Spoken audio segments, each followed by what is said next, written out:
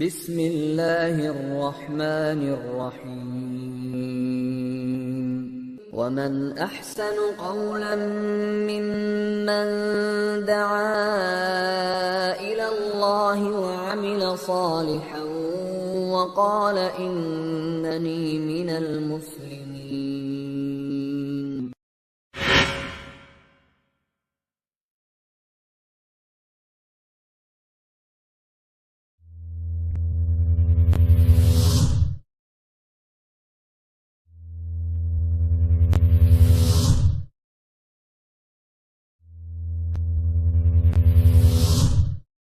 توبہ کیجئے گناہوں سے، اور میرے جملے کو یاد رکھیے، گناہوں میں سب سے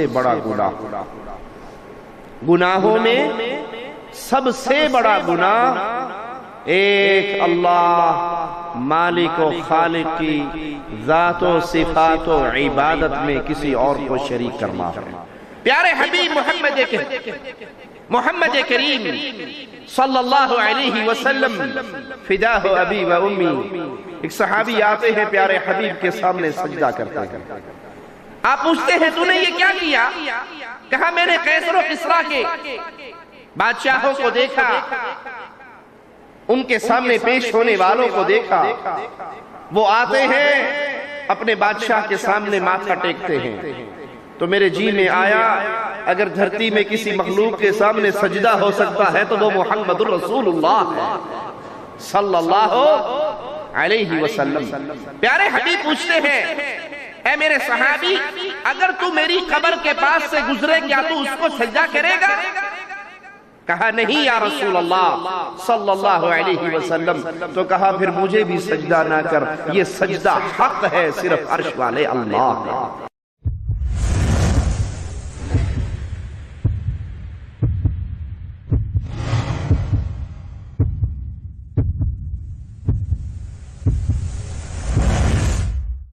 اللہم بارک علی محمد وعلی آل محمد کما بارکت علی ابراہیم وعلی آل ابراہیم انکا حمید مجید۔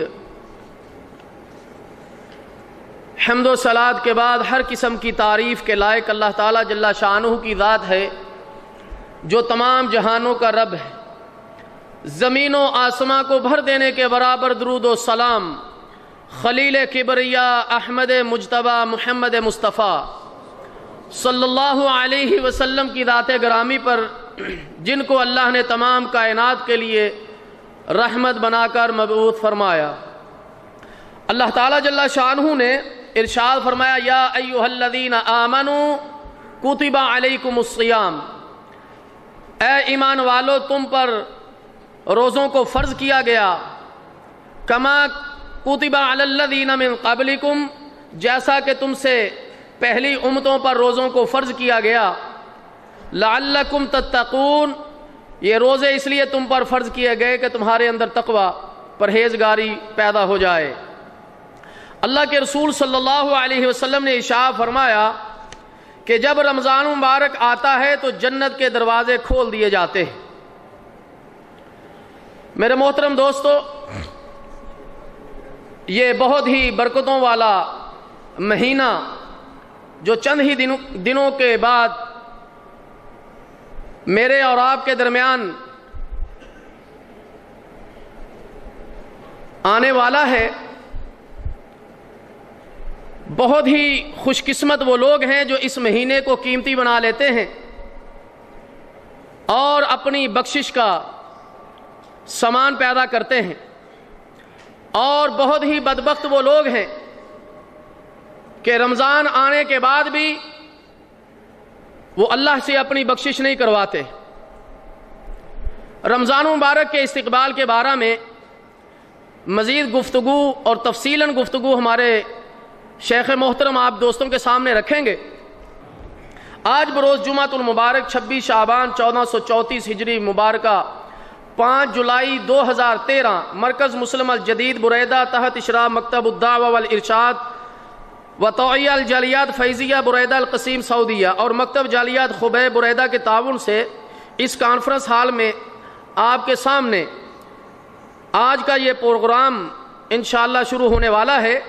اس سے پہلے کہ ہم اپنے اس پروگرام اور جلسہ کی کارروائی کو شروع کریں، میں سب سے پہلے اپنے تمام مہمانان گرامی، علماء کرام، مشائخ کا شکریہ ادا کرتا ہوں جنہوں نے ہماری اس دعوت کو قبول کیا اور ہمارے اس پروگرام اور جلسہ کی رونق کو دوبالا کیا۔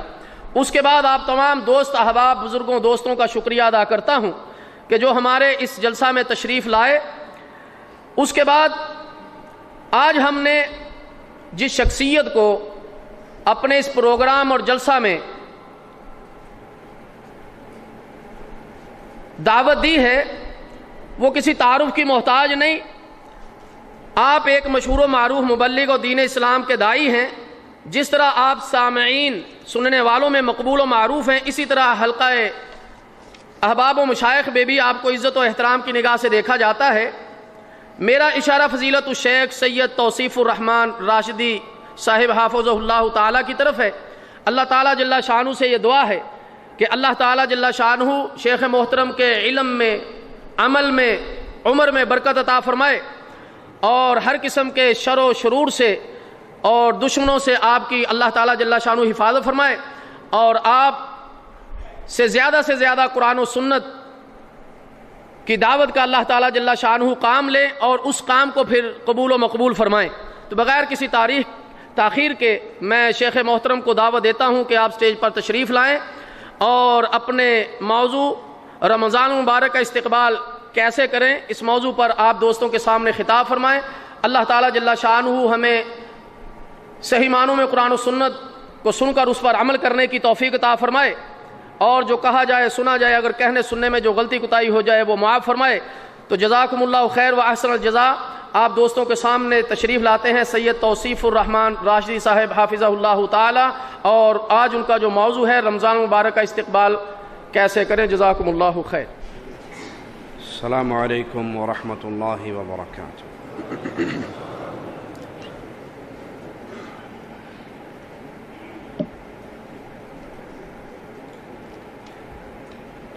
ان الحمد للہ نحمده ونصلي على رسوله الكريم۔ اعوذ باللہ من الشیطان الرجیم، بسم اللہ الرحمن الرحیم۔ قل هو اللہ احد اللہ الصمد لم یلد ولم یولد ولم یکن له کفوا احد۔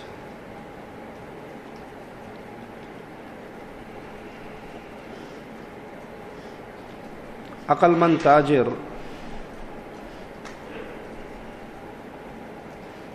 تجارت کے موسم کا خاص خیال کرتا ہے۔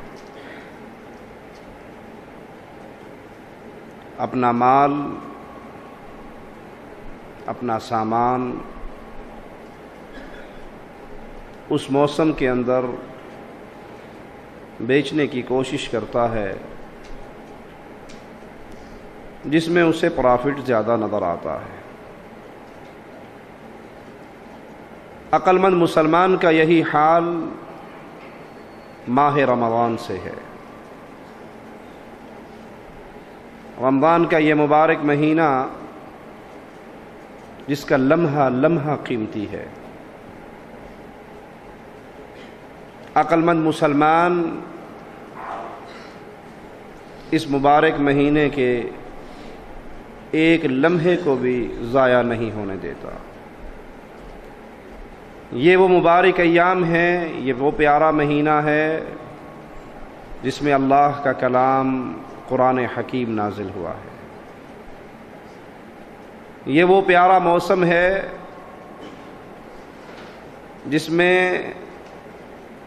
اللہ اپنی جنت کو اہل جنت کے لیے سجاتا ہے، جہنم کے دروازوں کو بند کر دیتا ہے،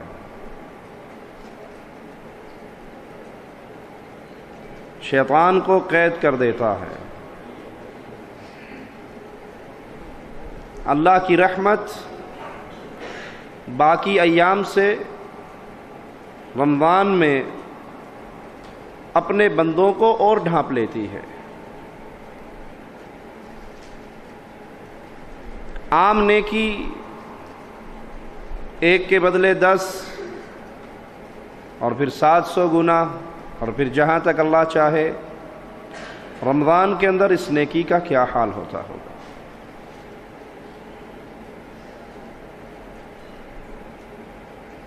اس ماہ کا استقبال کیسے کریں؟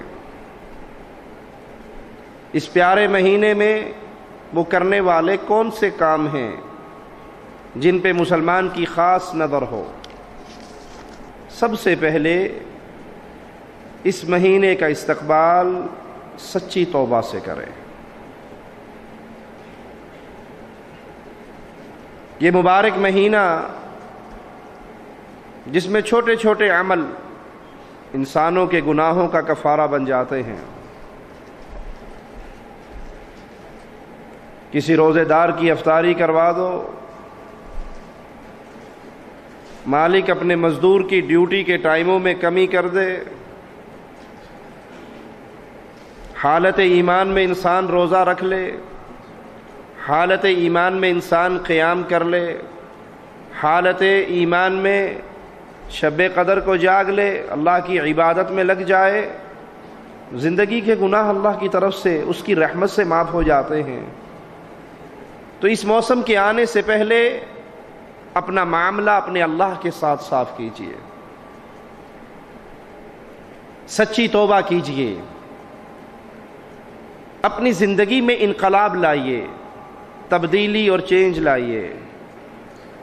اگر یہ رمضان آئے جیسے اس سے پہلے آیا تھا اور گزر جائے جیسے پہلے گزر گئے، اور میری زندگی میں کوئی تبدیلی نہ آئے، میں وہیں پہ کھڑا ہوں جہاں رمضان سے پہلے کھڑا تھا، تو بدنصیب ہے وہ انسان جس نے ماہ رمضان کو پایا لیکن عبادت کر کے اللہ کو راضی کر کے اپنے گناہوں کو معاف نہ کروا سکا۔ توبہ کیجئے گناہوں سے، اور میرے جملے کو یاد رکھیے، گناہوں میں سب سے بڑا گناہوں میں سب سے بڑا گناہ ایک اللہ مالک و خالق کی ذات و صفات و عبادت میں کسی اور کو شریک کرنا ہے۔ یہ سب سے بڑا گناہ۔ صحیح ہے کہ رمضان آنے سے پہلے انسان کو توبہ کرنی چاہیے، گناہوں پہ توبہ۔ کوئی بے نماز ہے تو توبہ کرے، کوئی جھوٹ بولتا ہے تو توبہ کرے، کوئی چغلییں اور غیبت کا رسیہ ہے تو توبہ کرے، کسی کے دن اور رات ڈش انٹینے کی گندی محفلوں میں گزرتے ہیں تو وہ توبہ کرے، کوئی فلموں کا رسیہ ہے تو وہ توبہ کرے۔ درست ہے یہ بات، لیکن ان تمام گناہوں میں سب سے بڑا گناہ وہ اللہ کی ذات میں، اللہ کی عبادت میں کسی اور کو ساتھی اور ساجی بنانا ہے تو رمضان کے آنے پہ سب سے پہلے شرک اکبر سے توبہ کیجئے۔ یہ ماتھا، یہ پیشانی جس کو اللہ خالق نے پیدا کیا اپنی عبادت کے لیے، اگر یہ ماتھا کسی دربار پہ، کسی قبر پہ، کسی مندر پہ، کسی بت پہ، کسی صنم پہ، کسی حضرت و شیخ و مرشد کے سامنے جھکتی ہے تو توبہ کیجئے کہ یہ پیشانی انسان کی انسانوں کے سامنے نہیں جھکا کرتی۔ پیارے حبیب محمد کریم صلی اللہ علیہ وسلم، فداہ ابی و امی، ایک صحابی آتے ہیں پیارے حبیب کے سامنے سجدہ کرتے ہیں۔ آپ پوچھتے ہیں تو نے یہ کیا کیا؟ کہا میں نے قیصر و کسریٰ کے بادشاہوں کو دیکھا، ان کے سامنے پیش ہونے والوں کو دیکھا، وہ آتے ہیں اپنے بادشاہ کے سامنے ماتھا ٹیکتے ہیں، تو میرے جی میں آیا اگر دھرتی میں کسی مخلوق کے سامنے سجدہ ہو سکتا ہے تو وہ محمد الرسول اللہ ہے صلی اللہ علیہ وسلم۔ پیارے حبیب پوچھتے ہیں اے میرے صحابی، اگر تو میری قبر کے پاس سے گزرے کیا تو اس کو سجدہ کرے گا؟ کہا نہیں یا رسول اللہ صلی اللہ علیہ وسلم۔ تو کہا پھر مجھے بھی سجدہ نہ کر، یہ سجدہ حق ہے صرف عرش والے اللہ کا۔ اگر اسلام میں کسی اور کو سجدہ کرنے کی اجازت دی جاتی تو بیوی کو حکم ہوتا اپنے خامن کو سجدہ کرے، لیکن شریعت اسلامیہ سجدے کو حرام قرار دیتی ہے ایک اللہ کے علاوہ اگر کسی اور کے لیے کیا جائے۔ تو پیارے بھائی، جب پیارے حبیب کے لیے سجدہ نہیں ہو سکتا، آپ نے اس صحابی کو منع کر دیا اور اپنی قبر کے بارے میں سوال کیا کہ میری قبر کے پاس سے گزرے تو کیا سجدہ کرے گا؟ تو کائنات میں وہ کون سے قادری صاحب ہیں، وہ کون سے حضرت صاحب ہیں، وہ کون سے پیر صاحب ہیں، وہ کون سے شیخ صاحب ہیں جن کے لیے سجدہ ریز کی ہو، جن کے قدموں میں ماتھے کو رکھا جائے، جس کی قبر پہ آ کے اپنے ماتھے کو خاک آلود کیا جائے؟ توبہ کیجئے غیر اللہ کی عبادت سے، توبہ کیجئے غیر اللہ کو پکارنے سے۔ رمضان کے آنے سے پہلے اگر کوئی یا علی مدد کا نعرہ لگاتا رہا، رمضان کے آنے سے پہلے اگر کوئی یا رسول اللہ مدد کے نعرے لگاتا رہا، رمضان کے آنے سے پہلے اگر کوئی بہاول حق بیڑا دھک کی آوازیں بلند کرتا رہا، پنجتن پاک کو پکارتا رہا، پیروں فقیروں کی صدائیں دیتا رہا، تو اللہ کے لیے توبہ کیجئے۔ اگر آپ نے اسی شرک کی حالت میں روزے رکھے تو رب محمد کی قسم کھا کر کہتا ہوں مشرک کا روزہ اللہ قبول نہیں کرتا۔ اپنے دامن کو پاک کیجئے شرکی غلاظتوں سے، اللہ کی ذات پہ ایمان لائیے کہ قل هو اللہ احد۔ یہ ترانہ محمد کریم نے پڑھا صلی اللہ علیہ وسلم، آوازہ لگایا اہل مکہ کے سامنے، اللہ احد ہے، یکتا ہے، تنہا ہے، اکیلا ہے، وہ اپنی ذات میں تنہا ہے، کوئی اس کا شریک نہیں ہے، کوئی اس کا بیٹا نہیں ہے، کوئی اس کی بیوی نہیں ہے، کوئی اس کے نور کا ٹکڑا نہیں ہے، کوئی نور من نور اللہ نہیں ہے، کوئی دنیا کے اندر اللہ کی عکس اور صورتیں لے کر زمین پہ نہیں آیا ہوا، وہ تنہا ہے، وہ یکتا ہے، وہ اپنی عبادت میں بھی اکیلا ہے، اس کی عبادت میں بھی کسی کو حصہ دار اور شریک نہیں بنایا جا سکتا۔ سچی توبہ کیجئے، شرک سے اپنے آپ کو بچائیے، بدعات سے اپنے آپ کو بچائیے۔ آپ نے دیکھا نہیں بچوں کو، کچھ بچوں کے ہاتھ میں ریزگاری ہو، کھلے پیسے ہوں، جسے پنجابی زبان میں ٹھپا کہا جاتا ہے، وہ دوسرے بچے کو چھیڑنے کے لیے ٹھپے بجاتا ہے، اور دوسرا بچہ مقابلے والا شرارتی اس کے پاس پیسے نہ ہو تو وہ کیا کرتا ہے؟ پیسے نہیں ہے جیب میں، وہ پیپسی کے ڈھکن اکٹھے کر لیتا ہے اور اپنی جیب میں ڈال کے وہ بجاتا ہے، میرے کول بھی ہے، کلے تیری جیب نہیں پری۔ اور بچہ اگر عقل مند ہو تو اس کی جیب پہ ہاتھ لگاتا ہے، کہتا ہے یہ پیسے نہیں ہے، پیپسی کے ڈھکن ہے۔ پیپسی کے ڈھکن کون بجاتا ہے؟ جس کی جیب میں پیسے نہ ہو۔ بدعات کی راہ پہ کون چلتا ہے؟ جس کو محمد کی صحیح حدیثوں کا علم نہ ہو صلی اللہ علیہ وسلم، اور جس کو پیارے حبیب کے عمل مل گئے، جس کو پیارے نبی کی زندگی گزارنے کے طریقہ کار مل گئے۔ آپ کے ہاں وفات کا وقت بھی آیا، سیدہ خدیجہ فوت ہوئی، آپ کے ہاں ولادت کا وقت بھی آیا، آپ کے ہاں شادی کا وقت بھی آیا، رخصتی کا وقت بھی آیا، ولیمے کا وقت بھی آیا۔ پیارے حبیب نے کیسے زندگی گزاری؟ پیارے حبیب کی زندگی میں ربیع الاول بھی آیا، پیارے حبیب کی زندگی میں ماہ محرم بھی آیا، پیارے حبیب کی زندگی میں رجب کا مہینہ بھی آیا۔ کیا اللہ کے نبی علیہ الصلوۃ والسلام نے ربیع الاول میں جلوس نکالے؟ کیا صحابہ نے بھنگڑے ڈالے؟ کیا بیت اللہ کے ماڈل بنا کے مدینے کی گلیوں میں ریڑیوں پہ رکھ کے گھمائے گے؟ نہیں۔ تو آپ کے پاس تو اوریجنل مصطفیٰ علیہ السلام کی سیرت ہے، ہمیں بدعت کے راستے پہ چلنے کی ضرورت۔ بدعات سے توبہ کیجئے، ہر عمل کے کرنے سے پہلے رک جائیے، چیک کیجئے یہ عمل پیارے حبیب کے پیارے فرمان سے ثابت ہوتا ہے یا نہیں، یہ مصطفیٰ کے پیارے عمل سے ثابت ہوتا ہے یا نہیں۔ اور وگرنہ ایک بات کہہ کے آگے چلتا ہوں، میں اپنی اور آپ کی بات نہیں کرتا، اگر صحابی رسول کا عمل محمد کی حدیث سے ٹکرا جائے، پیارے نبی کے عمل کے خلاف ہو جائے، اللہ صحابی کے عمل کو بھی قبول۔ پیارے حبیب نے ایک شخص کو دیکھا جو کمزور ہو گئے، پوچھا کیا ہوا، کمزور کیوں ہو گئے؟ کہا 1 سال گزر گیا روزے رکھتے ہوئے، 1 سال گزر گیا راتوں کو تہجد کی نماز پڑھتے ہوئے، کوئی دن میں نے افطار نہیں کیا، کوئی رات میں نے سو کر نہیں دیکھا، سارا دن روزے سے، ساری رات مصلی کا سوار، اور اس لیے کہ ابھی جوانی ہے، قبر کے عذاب سے بچنے کے لیے کوئی سامان تیار کر لوں۔ عمل میرا اور آپ کا نہیں ہے، شیخ و ملا کا نہیں ہے، عمل محمد کے پیارے صحابی کا ہے صلی اللہ علیہ وسلم. میرے پیارے حبیب کا نام آئے تو محبت سے کہیں صلی اللہ علیہ وسلم. آپ کا نقصان نہیں ہوگا، فائدہ ہوگا. اور فائدہ کیا ہوگا؟ آپ ایک دفعہ کہو گے صلی اللہ علیہ وسلم، اللہ اپنی 10 رحمتوں کا نزول آپ پہ فرما دے گا. اللہ کے لیے اعلیٰ مثال، سمجھانے کے لیے مثال دوں. کسی کا مدیر کفیل اعلان کرے کہ صبح جو 1 ریال مجھے دے گا 10 ریال واپس کروں گا اسے. یہ دفتر دے کو لائن ٹوٹے گی، کئی تو لے کے پھر لائن میں لگ جائیں گے. اینو کیڑا پتہ لگنا ہے؟ قربان جاؤں اپنے رب کی رحمتوں پہ. وہ مالک فرماتا ہے میرے حبیب کے بارے میں ایک دفعہ کہو صلی اللہ علیہ وسلم، نقد 10 نیکیاں مجھ سے لے لو، 10 رحمتوں کا نزول تم پہ ہوگا. کیا ہوا؟ صحابی نے روزہ رکھا، پیارے حبیب نے پوچھا کیا ہوا، کمزور کیوں ہو؟ سال بھر کے روزے، سال بھر کے تہجد کی نماز. کہا ہے میرے ساتھی سنو، اللہ نے تیرا ایک روزہ بھی قبول نہیں کیا، تیری تہجد کی نماز میں سے ایک رکعت بھی قبول نہیں کی.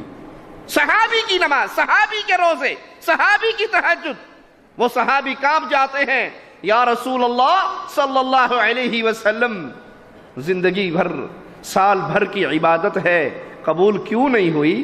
کہا اس لیے کہ تیرے عمل پہ محمد کی مہر نہیں ہے صلی اللہ علیہ وسلم. توبہ کیجئے بدعات سے، ہر عمل سے پہلے رکیے، سوچئے. پیارے حبیب نے اس کا حکم دیا ہے، کر کے دکھایا ہے، صحابہ کو سکھایا ہے. پھر گناہوں سے توبہ کیجئے.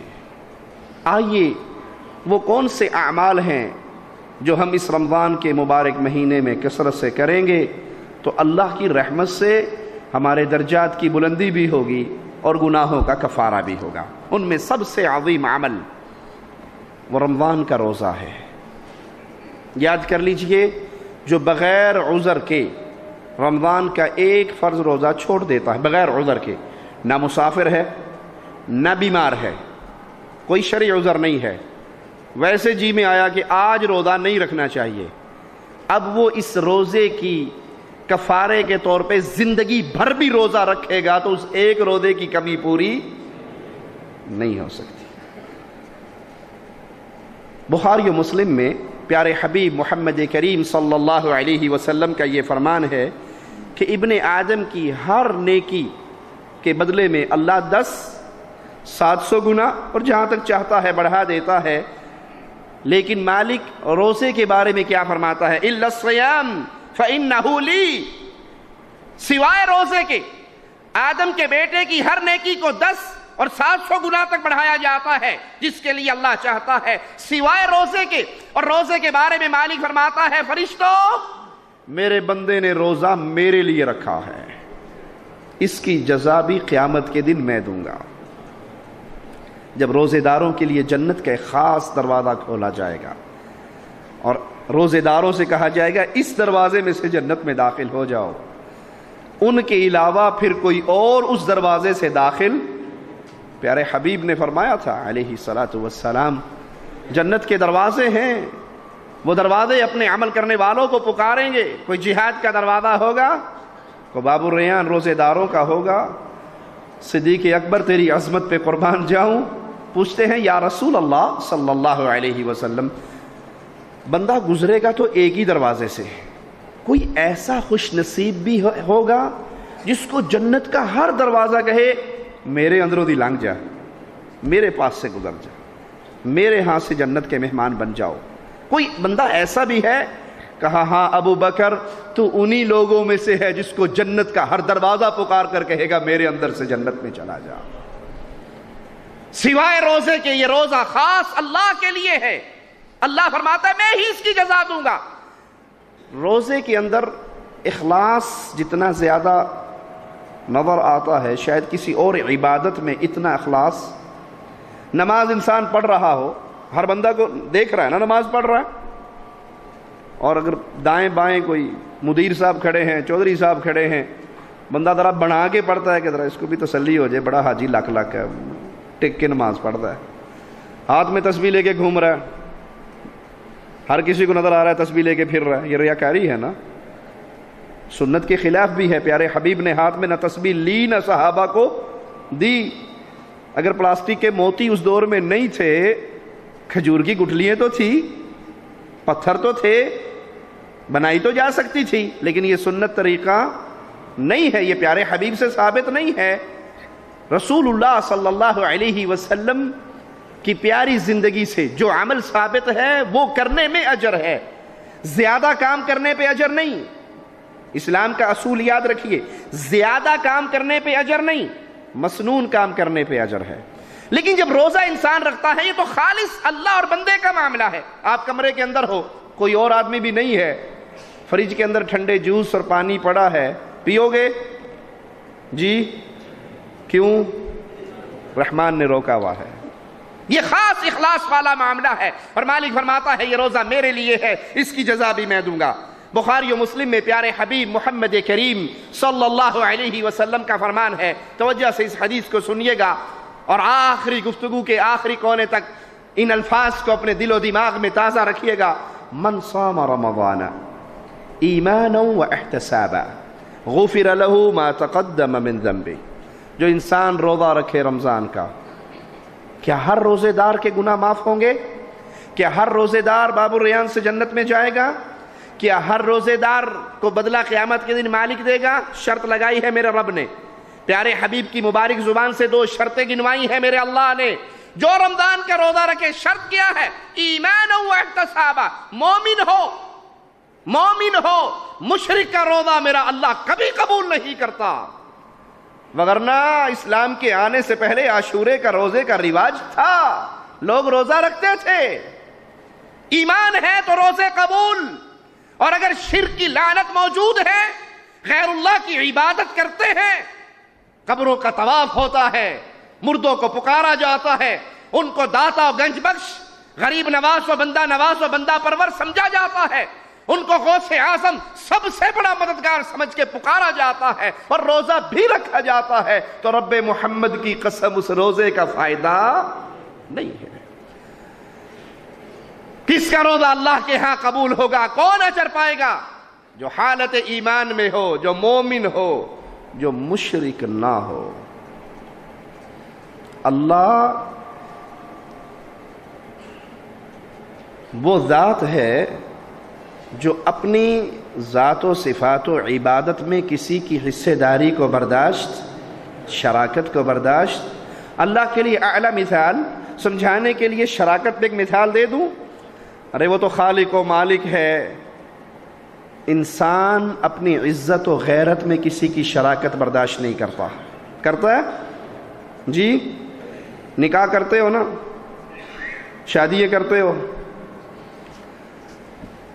بیوی قبول کر کے گھر لاتے ہو، اور کسی کی شادی ہونے لگے ایسی لڑکی سے جس کے لیے وہ 10 سال سے دعائیں مانگتا آ رہا ہے کہ اللہ میرا بیاہ جدوں بھی ہوئے فلانی نال ہوئے، بہت خوبصورت ہے، بڑی پسند والی ہے، آئیڈیل عورت ہے، جی چاہتا ہے میرا نکاح وہاں ہو جائے، اور بات بھی پکی ہو گئی، لیکن وہ محترمہ نکاح سے آدھا گھنٹہ پہلے آپ کو فون کر کے کہیں جی چودھری صاحب، شیخ صاحب، شاہ صاحب، خان صاحب، حاجی صاحب، میں آپ کے ساتھ نکاح کے لیے تیار ہوں، بس ایک شرط ہے، اور وہ شرط یہ ہے کہ ہفتے کے سارے دنوں میں میں آپ کی بیوی رہوں گی، اور ایک دن 2 گھنٹے کے لیے میں کہیں اور جایا کروں گی، اور وہ سابقہ منگیتر سے بھی ہیلو ہے، اس کو بھی سلام کر آیا کروں گی۔ رشتہ قبول ہوگا؟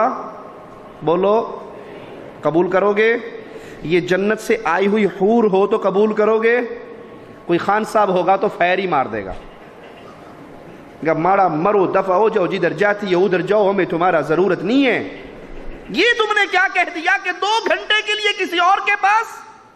سوچئے، آپ نے بیوی کو پیدا کیا، جی پیدا کیا بیوی کو، رازق کو، خالق کو، مالک کو اس کے؟ نہیں، صرف قبول کہہ کے اسے گھر لائے ہو نا، 3 تولہ سونا حق مہر تسلیم کر کے، جو پہلی رات ہی انگوٹھا دے کے کر معاف مینوں، بیوی کہندی ٹھیک ہے جی معاف کر دی ہیں، تو ناراض نہ ہو، میں نے حق مہر معاف کیا۔ اکثر کھا جاتے ہیں نا، اور جو اپنی بیویوں کا حق مہر زیادتی کر کے کھا جائے، قیامت کے دن بدکاروں کی صف میں کھڑا ہوگا۔ حق مہر دے کے 3 تولے 4 تولے آپ اسے گھر میں لائے، خالق مالک رازق اس کے آپ نہیں ہو، وہ کسی اور کو آپ کے بستر کا شریک بنانا چاہے طلاق دے دو گے، قتل و غارت ہو جائے گی۔ ارے اس رب کے بارے میں کبھی بھی نہیں سوچا جو ماں کے پیٹ میں رزق دیتا رہا، جس نے ماں کے پیٹ سے تجھے نکالا، ماں کی چھاتیوں پہ دودھ تیرے لیے پیدا کیا، جس نے ماں کے دل میں تیری محبت کو جگایا، جس نے تجھے پیدا ہی اپنی عبادت کے لیے کیا۔ اب تو کہتا ہے کہ نہیں وہ بھی داتا ہے اور لاہور والا بھی داتا ہے، وہ بھی گنج بخش ہے اور بابا حجویری بھی گنج بخش ہے، وہ بھی غریب نواز ہے اور اجمیر والا بھی غریب نواز ہے، وہ بھی بندہ پرور ہے اور گیسو دراد بھی بندہ پرور ہے، وہ بھی دیتا ہے اور خواجہ بھی دیتا ہے۔ میں سنی عقیدت والا ہوں، تو کیوں مجھ سے جلتا ہے؟ ایک میں کیا سارا زمانہ خواجہ کے در پہ پلتا ہے، اپنی بیوی کی عزت میں تو شراکت کو پسند نہیں کرتے، میرے اللہ کی عبادت میں غیروں کی شراکت کو اللہ کیسے پسند کرے گا؟ من صام رمضان ایمانا واحتسابا، جو رمضان کا روزہ رکھے مومن ہو کر، مشرک ہو کر نہیں، بدعقیدہ ہو کر نہیں، غیروں کا پجاری ہو کر نہیں، نتیجہ کیا نکلتا ہے؟ ثواب کی امید بھی رکھتا ہو، غفر لہ ما تقدم من ذنبی، اللہ اس کی زندگی بھر کے گناہوں کو معاف فرما دیتا ہے۔ یہ پیارے عمل کا بدلہ کس کو ملنا ہے؟ صحیح بخاری کی یہ روایت سنیے، جس نے روزہ رکھا جھوٹ بولنے سے باز نہیں آیا، جس نے روزہ رکھا اور جھوٹ بولنے سے باز نہیں آیا، جھوٹی بات کہنے سے باز، جھوٹ پہ عمل کرنے سے باز نہیں آیا، اللہ کو کوئی ضرورت نہیں یہ بھوکا رہے یا پیاسا رہے، اللہ کو اس کی کوئی حاجت نہیں۔ روزے دار اگر جھوٹ بولے تو روزہ اس کا برباد ہوا یا نہیں؟ اگر وہ جھوٹ بولے یہ کہے جی فلاں نے آپ کو گالی دی اور اس غریب نے گالی نہ دی ہو، جھوٹ ہوا نا؟ زندگی کے معاملات میں جھوٹ بولے تو روزہ برباد، اور جو روزہ رکھ کر لوگوں کو یہ درس دے کہ اللہ ہماری سنتا نہیں ہے، پیروں کی موڑتا نہیں ہے، یہ جھوٹ نہیں ہے؟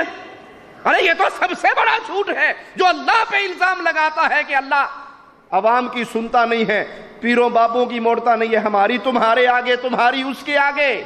آؤ اللہ کے در کو چھوڑ کر بابوں کے در پہ جھک جاؤ، یہ اللہ کے لاڈلے ہیں، یہ اللہ کے رتے ہوئے ہیں، یہ اللہ کے پہنچے ہوئے ولی ہیں، یہ اللہ سے لے کر دیتے ہیں، اللہ ڈائریکٹ نہیں دیتا، اس سے بڑا کوئی اور جھوٹ بھی ہوگا؟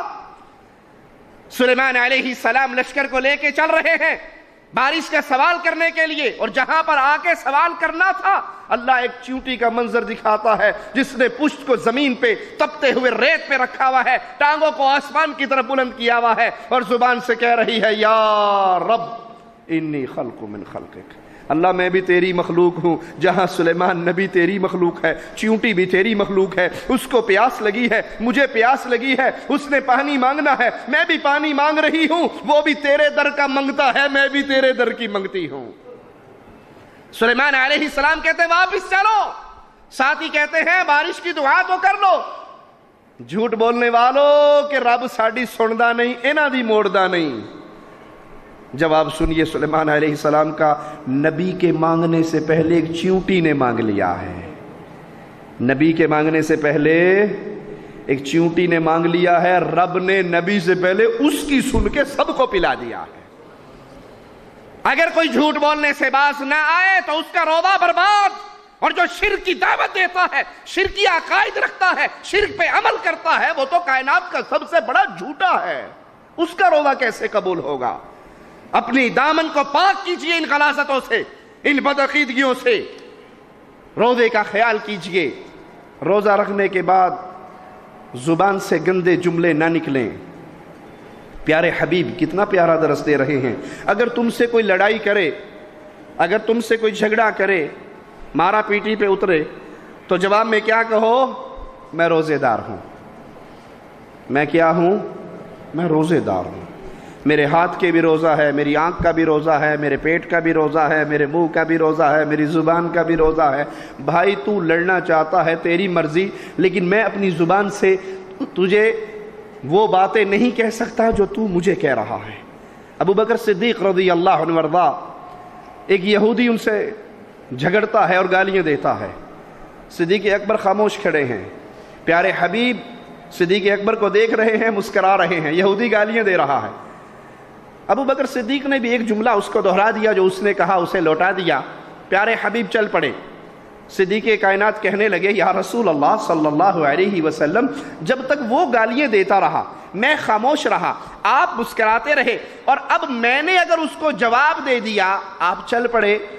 کہا ابو بکر جب تک تو چپ رہا فرشتہ جواب دیتا رہا، تو بول پڑا فرشتہ خاموش ہو گیا۔ تو بہادری جواب دینے میں ہے یا خاموش رہنے میں؟ جھگڑے کو ختم کرنا، لڑائی کو ختم کرنا، یہ شریعت اسلامیہ کا درس ہے۔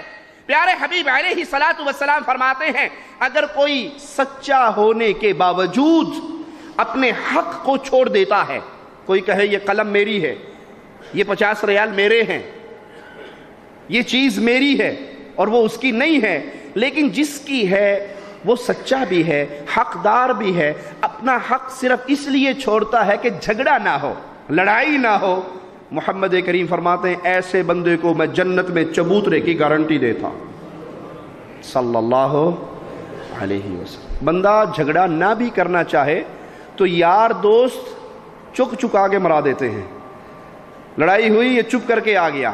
اب کوئی اس کی تعریف نہیں کرے گا آپ نے بہت بہادری کی، آپ خاموش ہو گئے۔ اصل بہادر یہی ہے جو غصے پہ میں جی اتھے ہوندا نا تو میں متھا پاڑ کے آنا سی، تیرے ورگا بزدل بھی ہے، انہیاں گاڑا کھا کے آ گیا، شرم نہیں تین؟ بجائے اس کی آپ حوصلہ افزائی کریں کہ آپ نے جھگڑے کو مٹا دیا، بڑا اچھا کیا، گالی کا جواب گالی سے نہیں دیا، مہربانی ہے آپ کی، اچھے اخلاق کی نشانی ہے، اسے اور تونا لگا۔ میں جو ہوتا نا تو میں پھر دستا، بندہ کہتا ہے کہ میں ہی غلط کر کے آیا ہوں، وہ گھر سے نکل کے پھر سر پھاڑ کے آتا ہے۔ یہ اسلام نہیں ہے، یہ اسلام کی تعلیم نہیں ہے، یہ پیارے حبیب کی سیرت نہیں ہے۔ پیارے حبیب تو فرماتے ہیں روزے دار اگر تجھ سے کوئی لڑائی کرے اس کی گالی کا جواب گالی میں نہ دو، بلکہ اسے کہو میں روزے سے ہوں۔ رمضان کے اندر ایک اور بڑا پیارا عمل جو انسان کے گناہوں کا کفارہ بن جاتا ہے، جس پہ خاص توجہ کی ضرورت ہے، وہ اللہ کے لیے قیام کرنا، تراویح پڑھنا، تہجد پڑھنا، نوافل پڑھنا۔ بخاری و مسلم میں پیارے حبیب علیہ الصلوۃ والسلام کا یہ فرمان، من قام رمضان، جو رمضان میں قیام کرے، بنیادی شرطیں ساتھ چل رہی ہیں اور آخر تک چلیں گی۔ قیام کرنے والا کون ہو؟ مومن ہو، مشرک نہ ہو، ثواب کی امید رکھتا ہو، لوگوں کو دکھلانے کے لیے۔ کئی لوگ روزہ بھی لوگوں کو دکھلانے کے لیے رکھتے ہیں نا، اور جی میں نے اصل میں روزہ اس لیے رکھا ہے کہ اگر نہ رکھوں گا تو وہ کمپنی میں دوست کیا کہیں گے، ہٹا کٹا ہو کر روزہ نہیں رکھ رہا، تو اس لیے بہتر ہے کہ روزہ ہی رکھ لیا جائے۔ اس روزے کا ثواب جو آپ نے لوگوں کو دکھانے کے لیے رکھا ہے، اس تراویح کا ثواب جو آپ نے لوگوں کو دکھلانے کے لیے۔ اہل ایمان کی حالت کیا ہوا کرتی تھی؟ وہ عبادت کرتے تھے اللہ کو راضی کرنے کے لیے۔ پیارے حبیب علیہ الصلوۃ والسلام جب سیدہ حفصہ سے ناراض ہوئے تو جبرائیل نے آ کر کیا کہا؟ رجوع کیجئے یا رسول اللہ صلی اللہ علیہ وسلم، انہا قوامۃ صوامہ۔ حفصہ اللہ کو بڑی پسند ہے کیونکہ اس کے اندر دو بڑی پیاری خوبیاں ہیں، یہ روزے بہت رکھتی ہے، قیام بہت کرتی ہے۔ عبادت کرنا، طواف کرنا، حج کرنا، عمرہ کرنا، قیام کرنا، روزے رکھنا، یہ اللہ کی رضا کے لیے تھا۔ آج تبدیل ہوتا جا رہا ہے، ہر چیز لوگوں کے دکھلانے کے لیے۔ آپ نے دیکھا نہیں، آپ کو حج عمرے کا موقع ملے، آج سے 10-15 سال پہلے لوٹیے، آپ کو طواف کرتے ہوئے لوگ روتے ہوئے نظر آتے تھے، آنکھوں میں آنسو ہوتے تھے۔ آج طواف کرتے ہوئے کیا حال ہوتی ہے؟ وہ دوسرے کو کیمرہ پکڑایا ہوا ہوتا ہے، خود طواف کرنا ہے، میں ہاتھ چک لے ذرا فوٹو لائیں، میرا فوٹو لائیں۔ یہ ہاتھ اٹھتے تھے اللہ کو راضی کرنے کے لیے، یہ ہاتھ اٹھتے تھے اللہ سے مانگنے کے لیے، یہ ہاتھ اٹھتے تھے اپنے گناہوں کی معافی کا سوال کرنے کے لیے۔ آج یہ ہاتھ اٹھتے ہیں، اللہ سے لو نہیں لگتی، کیمرے والے کو سیدھا ہوئی ذرا دیکھیے، ہاں ٹھیک ہے، پیچھے کعبہ ہے، آگے کیمرہ ہے، میں ہاتھ چکے ہیں، بڑا رو رہا ہے۔ یہ ڈرامہ نہیں ہے، یہ اللہ کے ساتھ مذاق نہیں ہے۔ کیا ہماری یہ حرکتیں نہیں ہیں؟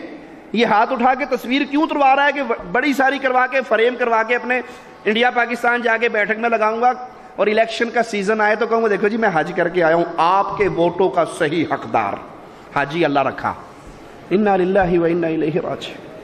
یہ ساری عبادتیں کر کے ہم نے دنیا کے چرچے لینے ہیں، تو اس سے بڑی بدنصیبی اور کیا ہوگی؟ یاد کر لیجئے، چرچا ہوتا ہے، چرچے بھی دو طرح کے ہیں. ایک چرچا میں بھی سنا دوں. پیارے حبیب علیہ الصلوۃ والسلام فرماتے ہیں جس سے اللہ محبت کرتا ہے، اللہ تجھے تیرے پیارے ناموں کا واسطہ ہے ہم جتنے بیٹھے ہیں ہم سب کو اپنے پیاروں میں شامل فرما لے. اللہ ہم گناہگار ہیں، خطا کار ہیں، لیکن اللہ ہمارے ماتھے تجھے چھوڑ کے کبھی کسی بابے کے سامنے نہیں جھکے. اللہ ہم شرک سے بیزار ہیں اور تجھے لا الہ الا اللہ کے اسی پیارے عقیدے کا اپنے اس عمل کا واسطہ بنا کے تیرے سامنے سوالی ہے مولا ہمیں بھی ان میں شامل کر لے جن سے تو پیار کرتا ہے. اللہ جس سے پیار کر لے سب سے پہلے جبرائیل کو خبر دیتا ہے، جبرائیل فلاں ابن فلاں میرا محبوب ہے، میں اس سے محبت کرتا ہوں. اللہم اجعلنا منہم ومعاہم وفیہم. جبرائیل تو بھی اس سے محبت کر. جبرائیل بھی اس سے محبت کرتا ہے. جبرائیل 7 آسمانوں میں چرچا کرتا ہے، آواز لگاتا ہے، فرشتوں کو خبر دیتا ہے، فرشتوں فلاں ابن فلاں اللہ کا محبوب ہے، جبرائیل کا محبوب ہے. ہر فرشتے پہ لازم ہے اللہ کے محبوب سے محبت کرے. روزہ رکھ کے اللہ کے فرشتوں میں اپنے نام کا چرچا کروا لو آپ کی مرضی ہے، اور لوگوں میں چرچا کروا لو آپ کی مرضی ہے. جس نے رمضان میں قیام کیا حالت ایمان اور ثواب کی امید سے اللہ اس کے گناہوں کو معاف فرما دیتا ہے. قرآن حکیم میں اہل ایمان کی کیفیت کیا بیان ہوتی ہے؟ وَعِبَادُ الرَّحْمَنِ الَّذِينَ يَمْشُونَ عَلَى الْأَرْضِ هَوْنًا. اللہ کے بندے، رحمان کے بندے، اور اس سے پیارا نام کیا ہوگا جن کو اللہ اپنا بندہ کہہ دے. رحمان کے بندے وہ کیسے ہیں؟ جو زمین پہ چلتے ہیں تو بڑے نرم مزاجی کے ساتھ، اکڑ کے نہیں، سینہ تان کے نہیں، موڈے مار کے نہیں چلتے. کیوں انہیں پتا ہوتا ہے آج زمین پہ چل رہا ہوں کل زمین کے پیٹ میں بھی جانا ہے. وہ جھک جاتا ہے. جھکتا کون ہے؟ جس کو ایمان کا پھل مل جاتا ہے، اور جو ایمان کی لذت سے محروم ہوتا ہے اس کے دل میں جھکاؤ نہیں اکڑاؤ رہتا ہے، اور بندے کی آکڑ اللہ کو پسند. مثال دے کے سمجھاؤں، آپ نے بیری کا درخت یا آم کا درخت دیکھا ہے نا؟ جب آم کے درخت کو پھل لگتا ہے وہ جھکتا ہے یا نہیں؟ ٹہنیاں نیچے آ جاتی ہیں، جھک جاتا ہے پھل لگنے سے. جس درخت کو پھل لگے وہ جھک جاتا ہے. اور سفیدے کا درخت بھی دیکھا ہے آپ نے؟ سفیدہ وہ جھکتا ہے، وہ ٹونڈ مونڈ سیدھا اتے جاتا ہے، آسمان میں چڑھ رہا ہے. جھکتا کیوں؟ سفیدے کو پھل نہیں لگتا. سفیدے کو آم، ہدوانا، تربوزہ، سفیدے کو کچھ نہیں، وہ ٹونڈ مونڈ سیدھا اوپر جاتا ہے. اب میں اپنی کیفیت دیکھوں، آپ اپنی کیفیت دیکھیں کہ ہمارے اندر جھکاؤ ہے یا اکڑاؤ ہے. اگر تو ایمان کا پھل لگ گیا تو انسان جھک جاتا ہے. اسے غریب آدمی ملتا ہے تو اس کو بھی محبت سے سینے لگاتا ہے، فقیر ملتا ہے اس کو بھی سینے لگاتا ہے، غریب آدمی ملتا ہے اس سے بھی پورا ہاتھ ملاتا ہے، امیر ملتا ہے تب بھی پورا ہاتھ ملاتا ہے. کیوں؟ وہ جانتا ہے جس اللہ نے اس کو فقیر بنایا ہے وہ مجھے بھی بنا سکتا ہے. جس اللہ نے اس کو اندھا پیدا کیا ہے وہ میری بینائی بھی چھین سکتا ہے. جس اللہ نے اس کو قدموں سے، ٹانگوں سے محروم کیا ہے وہ میرے چلتے ہوئے قدموں پہ فالج گرا سکتا ہے. وہ کبھی اکڑتا نہیں ہے. اور اگر یہ ہو کہ میرے برابر کا آدمی آئے تو میں سینہ چوڑا کر کے ملوں، اور غریب آئے تو 3 انگلیوں کا سلام لے کے اگے کا تو چل پیچھے ہو گئے.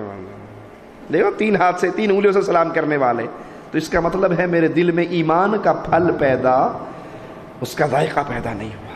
مومن کے لیے ایک ہی رشتہ ہے، یہ بندہ مومن ہے، اس کو اپنے سینے سے لگاتا ہے.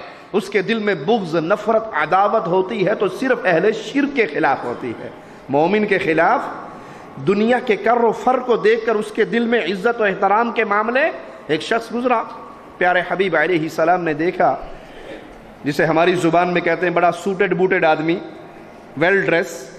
آپ نے پوچھا میرے صحابہ اس کے بارے میں کیا خیال ہے؟ کہا جی اپنی قوم کا بڑا عزت دار آدمی ہے، کسی کے گھر جائے تو مجلس کھول دی جائے گی، کسی کے گھر سے رشتے کا سوال کرے تو فوراً قبول ہوگا، کسی کی سفارش کر دے تو مان لی جائے گی.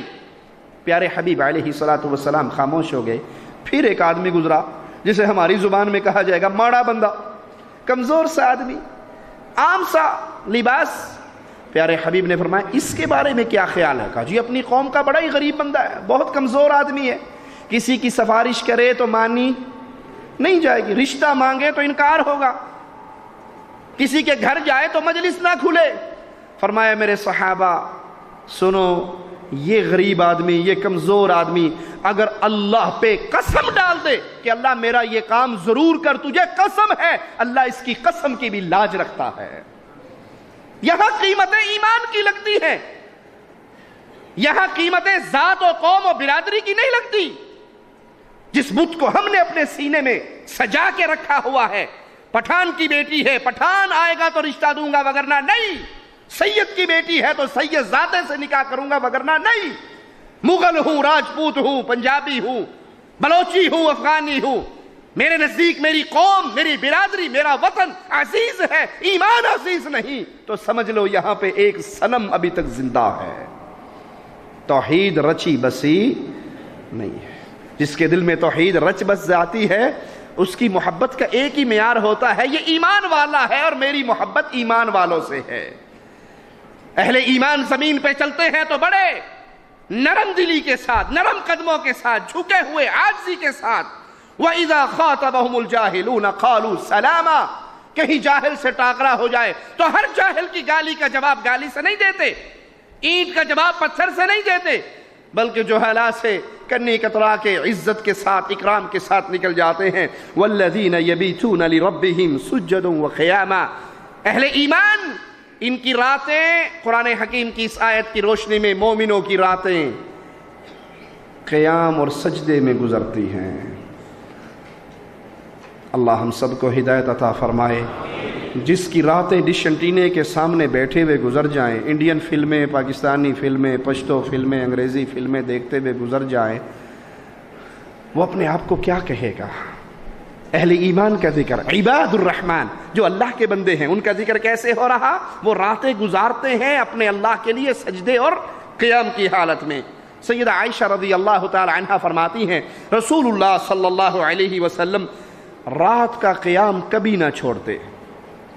رات کا قیام، تہجد کی نماز کبھی نہ چھوڑتے. اگر بیمار ہوتے، تھکے ہوئے ہوتے، کھڑے ہو کر نہ پڑھ سکے تو پیارے حبیب بیٹھ کے ہی پڑھ لیتے.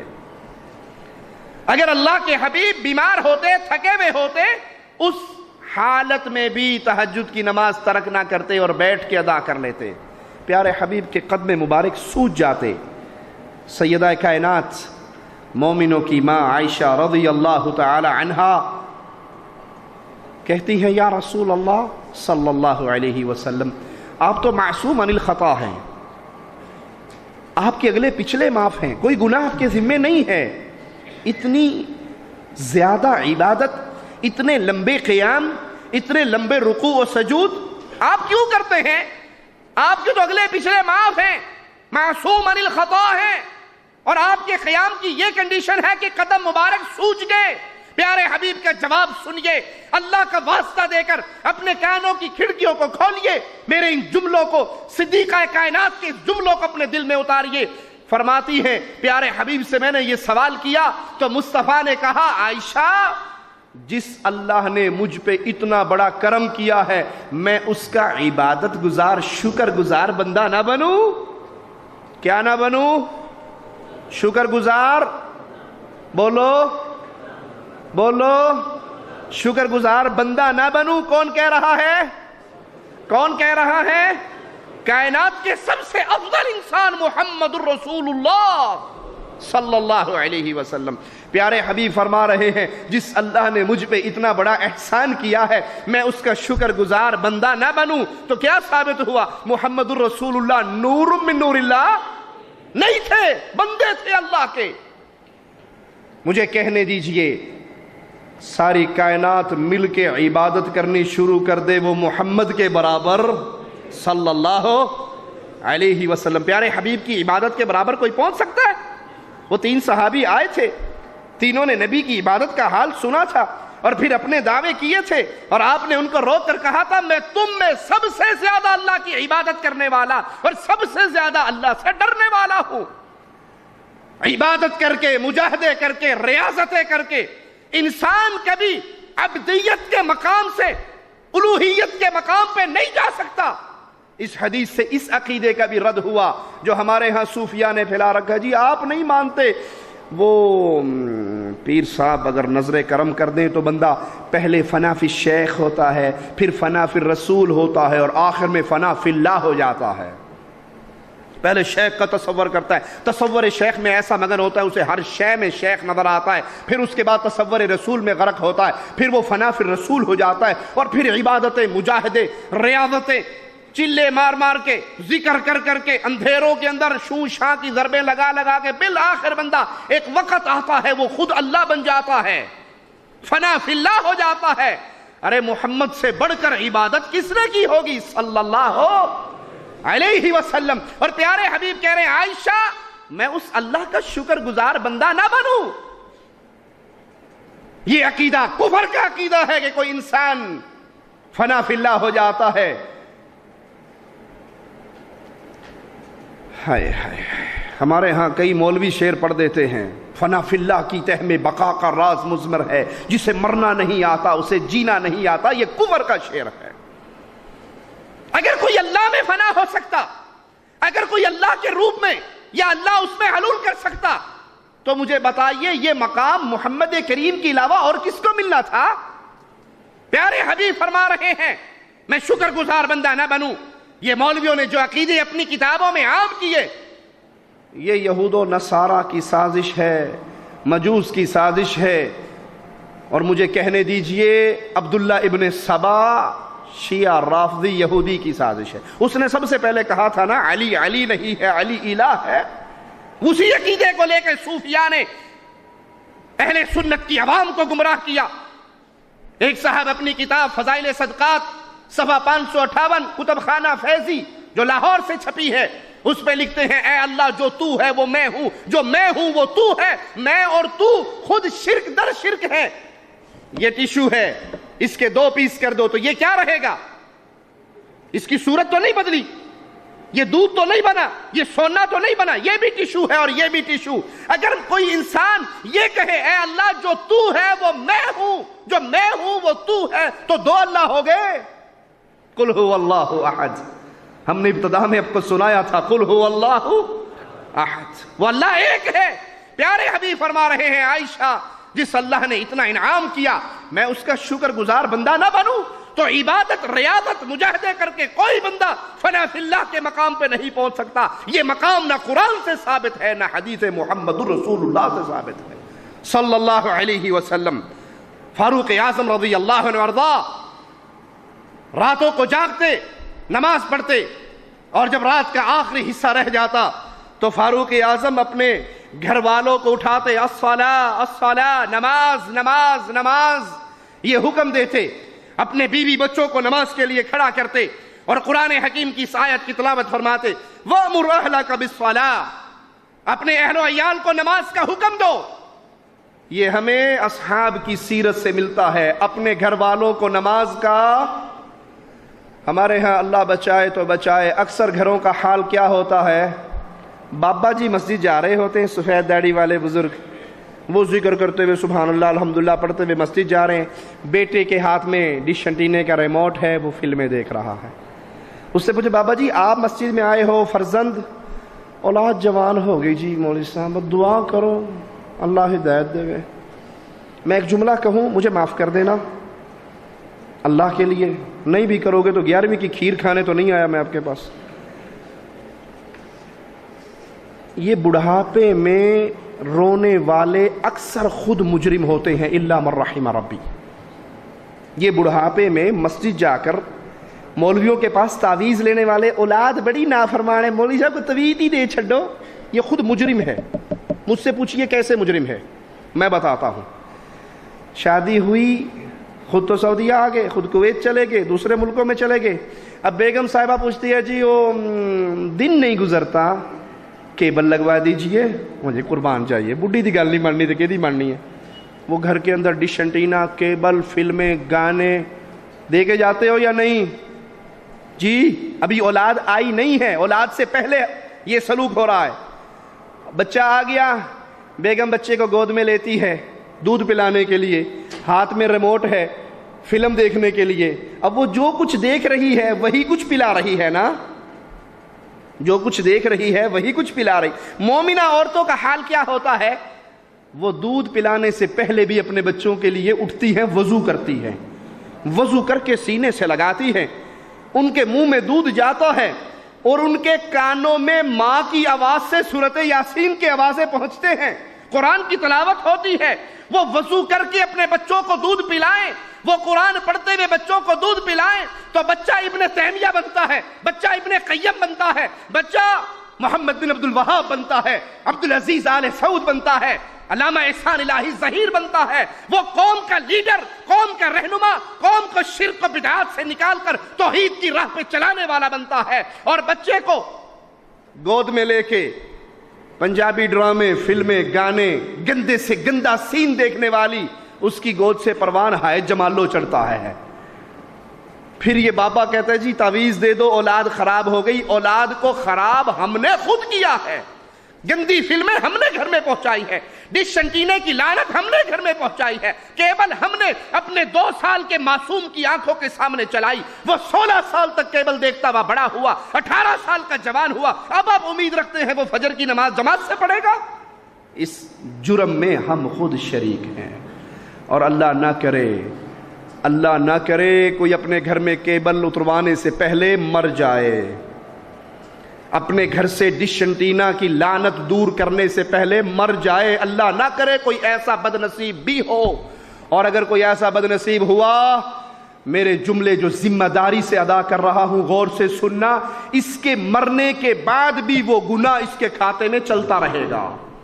اس کے پیسوں سے لگی ہوئی، اس کے جیب سے نکلے ہوئے نوٹوں سے آئے ہوئے کنیکشن، وہ انٹرنیٹ کی صورت میں یا وہ بدکاری اور بے حیائی کے چینلز کی صورت میں، یہ مر جائے گا، قبر میں پڑا ہوگا اور گناہ والا رجسٹر چلتا رہے گا. یہ بدکاری کا اڈا خود قائم کر کے آیا تھا.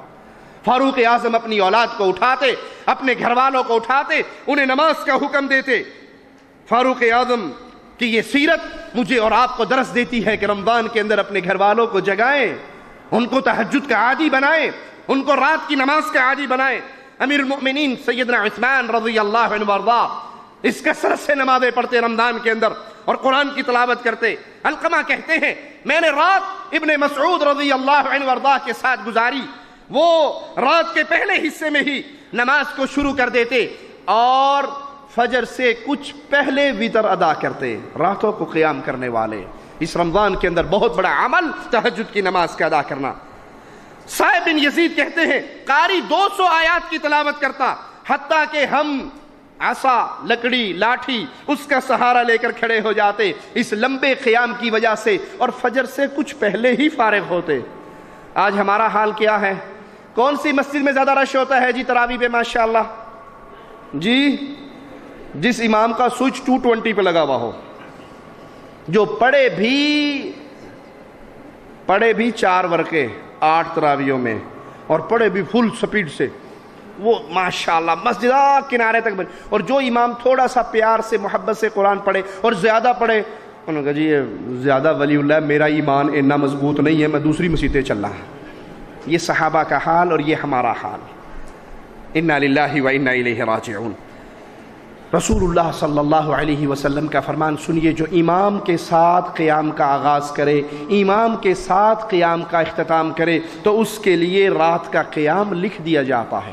رمضان کے اندر ایک اور بہت پیارا عمل صدقہ و خیرات ہے. مسلمان بھائیوں پہ صدقہ کرنا، غریبوں، یتیموں، بیواؤں، مسکینوں کی مدد کرنا، ان کے ساتھ تعاون کرنا، اپنا مال اللہ کے لیے خرچ کرنا. یاد کیجئے کنواں سمجھتے ہو نا، کنواں اس میں پانی ہوتا ہے، کنویں سے جتنا پانی نکال لو تو نیچے سے تازہ پانی اور آتا ہے یا نہیں جی؟ اور جس کنویں سے پانی کا ڈول نہ نکالا جائے وہ کھڑا کھڑا بو مار جاتا ہے، اس میں تو اور نہیں آتا نا. یہ مثال ہے صدقے کی. جو اللہ کے لیے اپنی جیب سے نکالتا ہے، اللہ اس کی جیب میں اس سے زیادہ ڈال دیتا ہے. اور جس کی جیب بند ہے وہ ساری عمر گنتا گنتا مر جاتا ہے. وہ اللہ کی توفیق سے خود قبر میں جاتا ہے اور پچھلے پھر اس کے خوب مزے کرتے ہیں. تو اپنا مال خود تو کھاؤ، پیارے حبیب نے آگے سیدہ کائنات سے پوچھا وہ بکرا ذبح کیا تھا کچھ بچا ہے, کچھ ہے گوشت؟ کہ اللہ کے نبی صلی اللہ علیہ وسلم صرف ایک ران بچ گئی, باقی تو سارا بانٹ دیا.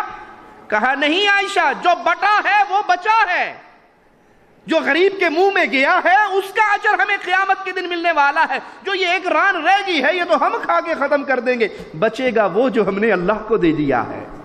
پیارے حبیب علیہ الصلوۃ والسلام, ترمذی میں آپ کا یہ عمل موجود ہے کہ آپ بڑے سخی تھے, اور رمضان کا مہینہ آتا تو تیز آندھی کی طرح, تیز ہوا کی طرح پیارے حبیب علیہ الصلوۃ والسلام اللہ کے راستے میں صدقہ و خیرات کرتے.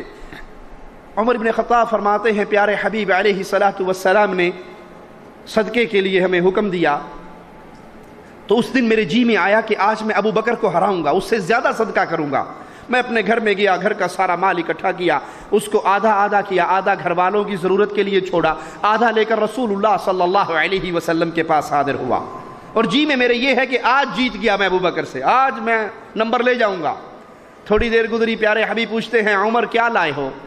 کہا یہ آپ کے قدموں میں ہے. کہا گھر والوں کو کیا دے کر آئے ہو؟ کہا اتنا ہی گھر والوں کو دے آیا ہوں. صدیق اکبر آئے, اپنا سارا سامان ڈھیر کر دیا.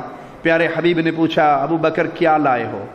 کہا یا رسول اللہ صلی اللہ علیہ وسلم, گھر میں جو کچھ تھا وہ سب آپ کے قدموں میں ڈھیر کر دیا ہے.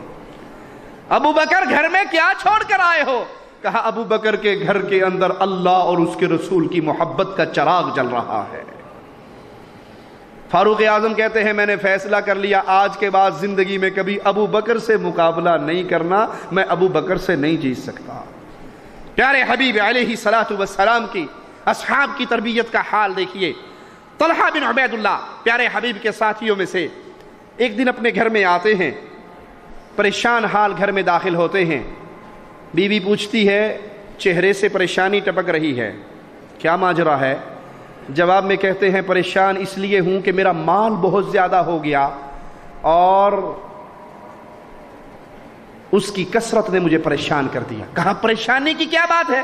اللہ کے راستے میں بانٹ دیجئے, اللہ کے نام پہ صدقہ کر دیجئے. طلحہ بیٹھ کے اپنا مال بانٹنے کے لیے بانٹ رہے ہیں, سارا مال ختم ہو گیا.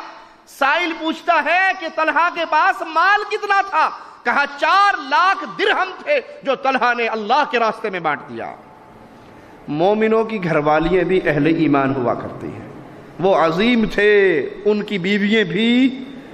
اللہ معاف فرمائے اگر آج کسی سے پوچھا جائے کوئی خامند اپنے گھر میں آئے اور کہے جی بیگم صاحبہ بڑا پریشان ہوں, مال بہت ہے, بینک بیلنس بہت ہے, وہ کہے گا ٹوٹ پینے کوئی 8-10 تولے دا سونے دا زیور دا سیٹ ہی لے دے مینوں. یہ مجلس کتنی پرانی ہوگی, 3 سال پہلے آئی تھی, یہ بدل دے, قالین بدل دے, پردے نہیں لگا دے, بچوں کی جوتیاں لا دے. تجھے لوگ ہی نظر آتے ہیں, بیگم نظر نہیں آتی. قربان جائے ان کی عظمتوں پہ. خامند پریشان ہے مال کی زیادتی کی وجہ سے, اور بیوی کہہ رہی ہے اس کو اللہ کے راستے میں کیوں نہیں دے دیتے. نیک لوگوں کی گھر والیاں بھی نیک ہوا کرتی ہیں. تو اے پیارے بھائی, اس رمضان کے مبارک مہینے میں اپنے گرد و پیش میں دیکھیے, کوئی یتیم ہے, کوئی مسکین ہے, کوئی بیوہ ہے. اہل توحید شرط ہے, اہل توحید کا مال اہل توحید پہ خرچ ہوا کرتا ہے. اہل شرک کو قریب کرنے کے لیے ہدیہ تحفہ تحائف دیا جا سکتا ہے, لیکن پہلا حق اہل ایمان کا ہے, موحدین کا ہے. ان پہ خرچ کیجئے, بھوکوں کو کھانا کھلائیے. اور یہ عمل کتنا پیارا ہے. مالک کا فرمان سنیے, اہل ایمان کی کیفیت مالک بیان کرتا ہے, وَيُطْعِمُونَ الطَّعَامَ عَلَى حُبِّهِ مِسْكِينًا وَيَتِيمًا وَأَسِيرًا. اہل ایمان اللہ کی محبت میں آ کر یتیموں, مسکینوں, قیدیوں کو کھانا کھلاتے. اور وہ کھانا کیوں کھلاتے؟ انما نطعمکم لوجہ اللہ, ہم اللہ کو راضی کرنے کے لیے تمہیں کھانا کھلا رہے ہیں. اللہ نے ہمیں مال دیا ہے, وہ تم پہ صدقہ کر رہے ہیں. لا نريد منکم جزاء ولا شکورا, ہم نہ تم سے جزا چاہتے ہیں, بدلہ چاہتے ہیں, نہ مہربانی کی صدائیں چاہتے ہیں. ہم تو تمہیں اس لیے کھلا رہے ہیں جس اللہ نے یہ مال دیا ہے اس نے کل کو حساب بھی لینا ہے.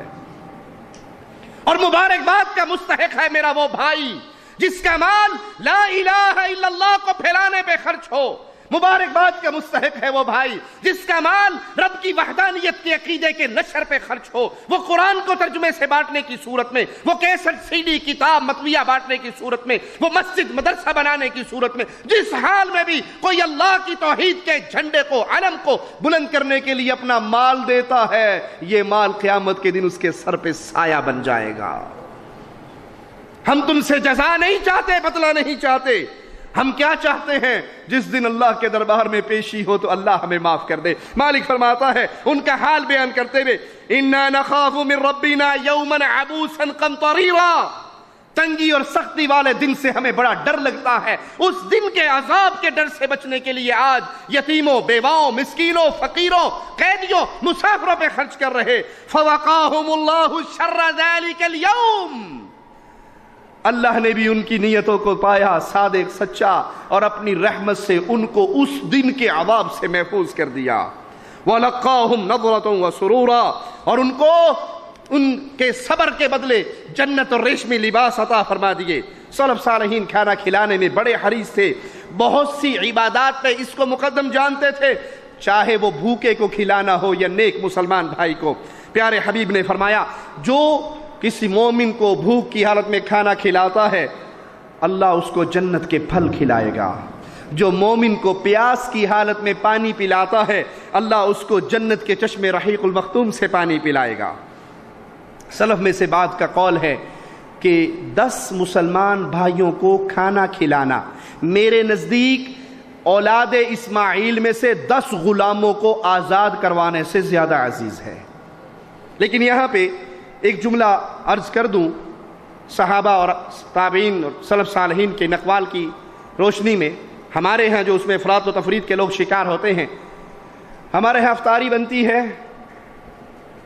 اس افطاری کے اندر حالت کیا ہوتی ہے؟ عورت ظہر کی نماز کے بعد کھڑی ہو جاتی ہے افطاری بنانے کے لیے، ظہر سے لے کے افطاری تک بریانی بھی بنے گی، مرغ روسٹ بھی بنے گا، سموسے بھی تلے جائیں گے، دنیا جہان کے لوازمات، اور رمضان کا پورا دن روزے کی حالت میں وہ چولہے کے سامنے گزار دیتی ہے، اور نہ اس کو قرآن پڑھنا نصیب ہوتا ہے، نہ ذکر کرنا نصیب ہوتا ہے۔ یہ افطاریاں دکھلاوے کی افطاریاں بن گئی ہیں۔ پیارے حبیب علیہ السلام نے فرمایا تو افطاری کرواؤ مسلمان بھائیوں کی، اللہ تمہیں اتنا ہی اجر دے گا جتنا روزہ رکھنے والے کو۔ صحابی نے کہا یا رسول اللہ صلی اللہ علیہ وسلم ہمارے پاس اتنی استطاعت نہیں ہے کہ ہم لوگوں کی افطاریاں اتنی کثرت سے کروائیں۔ فرمایا یہ ثواب اللہ اسے بھی دے گا جو دودھ کے ایک پیالے سے کسی کی افطاری کروا دے، کھجور سے کروا دے، پانی سے کروا دے۔ تو ایک سادہ افطاری مسلمان بھائیوں کی کروائیے، ثواب لیجئے، لیکن سیاسی افطاریاں اور ایک دوسرے کے اوپر روب جمانے کے لیے، جی ہماری افطاری پہ آئے تو 5 ڈشیں تھی، ان کی افطاری پہ تو ایک ہی ڈش تھی۔ سادہ افطاری کروائیے، یہ نہ ہو کہ مسلمان بہن کا سارا روزے کا دن چولہے کے اندر ہی گزر جائے اور کچن کے اندر ہی گزر جائے اور وہ اللہ کے ذکر سے غافل رہے کیونکہ رات کو اس نے افطاری کروانی ہے۔ ایک اور بہت بڑا عمل جو ہمارے خاص طور پہ شادی شدہ گھروں کے اندر، فیملیوں کے اندر عام ہو چکا ہے رمضان کے پیارے لمحات کو برباد کرنے کا، وہ کیا ہے؟ رمضان کی راتیں جہاں اللہ کی عبادت میں گزرنی تھی وہ پانڈا مارکیٹ کے گیڑوں پہ گزرتی ہے۔ بھائی ضروریات زندگی لینا جائز ہے، آپ یہ کام رمضان آنے سے ایک ہفتہ پہلے نہیں کر سکتے؟ آپ کو پتا ہے عید پہ بچوں کے کپڑے لینے ہیں، جوتے لینے ہیں، کم ہی بیوییں ہیں جنہیں اللہ توفیق دے اور گھر میں سلائی کروا لیں، باقی تو خاوند کی جیب کی سلائی کرواتی ہیں۔ ٹھیک ہے، مان لیا آپ نے لے کے دینا ہے، آپ رمضان سے ایک ہفتہ پہلے جوتی بھی خرید لیں، کپڑے بھی خرید لیں، جو گھر کا کچن کا سامان ہے وہ بھی خرید لیں۔ رمضان کی راتیں تو اللہ کو راضی کرتے ہوئے، اتنا رش مسجدوں میں نہیں ہوتا جتنا مارکیٹوں میں، پارکنگ کی جگہ نہیں ملتی، گھنٹہ گھنٹہ انسان مارکیٹ کے گیڑے نکالتا رہتا ہے۔ یہ پیارے اوقات کو برباد کرنا نہیں ہے تو کیا ہے؟ کھانا کھلانا اہل ایمان کو کتنا پیارا تھا۔ عبداللہ ابن عمر، مالک بن دینار، احمد ابن حنبل یہ اپنی افطاری لوگوں میں بانٹ دیا کرتے تھے، حالانکہ خود بھی روزے سے ہوا کرتے تھے۔ رسول اللہ صلی اللہ علیہ وسلم نے فرمایا تم اس وقت تک مومن نہیں ہو سکتے، تم اس وقت تک جنت میں نہیں جا سکتے جب تک مومن نہ بن جاؤ، اور اس وقت تک مومن نہیں ہو سکتے جب تک آپ اس میں محبت نہ کرنے لگو۔ تو یہ دعوتیں، یہ محبتیں بڑھانے کا ایک ذریعہ ہے، لیکن اس کو اس کے حد میں رکھا جائے، اس کے حد سے تجاوز نہ کیا جائے۔ اور افطاری کروانا، بعض لوگ کہتے ہیں جی وہ جو مسجدوں کے باہر سعودی خیمے لگا دیتے ہیں، اس میں افطاری کرنا جائز نہیں ہے۔ کیوں جائز نہیں ہے؟ وہ یہ غریبوں یتیموں کے لیے نہیں پیارے بھائی، ایسی بات نہیں، یہ مسلمان کا مسلمان کے لیے ہدیہ ہے، وہ آپ کے اجر و ثواب میں شریک ہونا چاہتا ہے تو کوئی حرج نہیں۔ اچھا میں اس کا ایک حل آپ کو اور پیش کر دیتا ہوں۔ آپ چاہتے ہیں، آپ نے 100 ریال 200 ریال اپنی افطاری کے لیے بجٹ رکھا ہوا ہے، 300 ریال میں نے اپنے رمضان میں اپنے روم میں بیٹھ کے اکیلے افطاری کرنی ہے، تو آپ اس سے اچھا کام کریں، یہ 300 ریال انڈیا بھیج دیں، پاکستان بھیج دیں، جہاں کے آپ رہنے والے ہیں اپنے ملک میں بھیج دیں، اور وہاں کسی مسجد میں اہل ایمان کی افطاری کروا دیں اور خود اس مسلمان بھائی کے خیمے میں افطاری کر لیں۔ آپ کے ثواب میں وہ مسلمان شریک ہو جائے گا اور آپ اپنے علاقے میں افطار کرنے والے بھائیوں کے روزوں کا اجر پالو گے۔ تو افطاری کروائیے، لیکن حد کے اندر رہتے ہوئے، حد سے تجاوز نہ کیا جائے۔ قرآن پاک کی تلاوت کرنا اس رمضان کے مہینے میں، یہ ماہ رمضان خاص طور پہ قرآن کا مہینہ ہے، باقی سارے کاموں سے فارغ ہو جائیں، چھوڑ دیں، نہ اس پورے مہینے میں جیو پہ خبریں دیکھنی ہے، نہ کرکٹ میچ دیکھنے ہیں۔ یہ کرکٹ میچ تو ویسے ہی بربادی ہے جو اہل ایمان کا رشتہ اس کے اللہ سے توڑ دیتی ہے۔ میں نے ایسے ایسے لوگوں کو دیکھا جن کے گھر میں ٹی وی صرف انڈیا پاکستان کی میچوں، کرکٹ ٹیموں کے میچ دیکھنے کے لیے آیا، پھر دوبارہ نہیں نکلا، آیا تھا کرکٹ کے نام پہ دیندار لوگوں کے گھر میں، پھر وہ وہیں پہ رہ گیا اور بچوں کو بھی برباد کر دیا اور عورتوں کو بھی برباد کر دیا۔ یہ نمازوں سے روکنے والا عمل ہے، یہ نمازوں سے روکنے والا عمل ہے۔ کتنے ہی وہ نمازی ہیں کہ انڈیا پاکستان کا فائنل لگا ہوا ہو تو وہ دروازہ بند کر دیتے ہیں کہ اذان کی آواز اندر نہ آئے، آج میچ لگا ہوا ہے۔ تو یہ اللہ کی یاد سے غافل کرنے والا کام نہیں ہے۔ ہر چیز سے ہاتھ دھو لیجئے، قرآن سے جڑ جائیے۔ اہل ایمان کا حال کیا ہے؟ امام زہری رحمہ اللہ حدیث پڑھنے پڑھانے کی مجلسوں کو رمضان میں چھوڑ دیا کرتے تھے۔ ہم تو کہہ رہے ہیں نا کہ اخبار جہاں پڑھنا چھوڑ دو، عام دنوں میں بھی اور رمضان کے اندر لازم، فلمیں، خبریں، ڈرامے، ان ساری چیزوں سے زندگی بھر کے لیے توبہ کر لو اور رمضان میں خصوصی توبہ کر لو۔ امام زہری رسول اللہ صلی اللہ علیہ وسلم کی احادیث پڑھانے کی مجلسوں میں شریک نہیں ہوا کرتے تھے اور کہا کرتے تھے رمضان کا مہینہ تو قرآن کا مہینہ ہے، اس مہینے میں قرآن کو پڑھیے، کثرت سے پڑھیے اور قرآن کو سمجھیے۔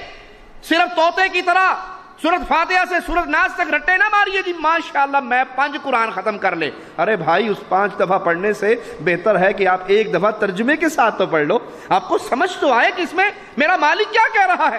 پلے نہ پڑے اور آپ رٹے مارتے جائیں، اس کا ثواب آپ کو ضرور ملے گا، لیکن جہنم سے نجات کے لیے اس کا سمجھنا بھی بہت ضروری ہے۔ اس قرآن سے اپنا رشتہ جوڑیے، ان گمراہ مولویوں سے رشتہ توڑیے جو پٹی پڑھاتے ہیں۔ قرآن سمجھنے کے لیے 15 علوم کی ضرورت ہے، خبردار ترجمے والے قرآن کو ہاتھ نہ لگانا، گمراہ ہو جاؤ گے۔ ہم نے کہا تیرے ورگا گمراہ کوئی اور جمے گا جو قرآن سے روکتا ہے؟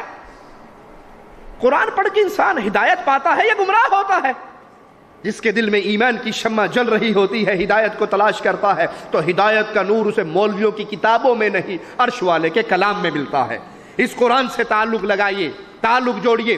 سفیان ثوری رحمہ اللہ اس رمضان کے اندر باقی ساری مجلسوں کو ترک کر کے قرآن کی مجلس میں بیٹھ جاتے، قرآن پڑھتے۔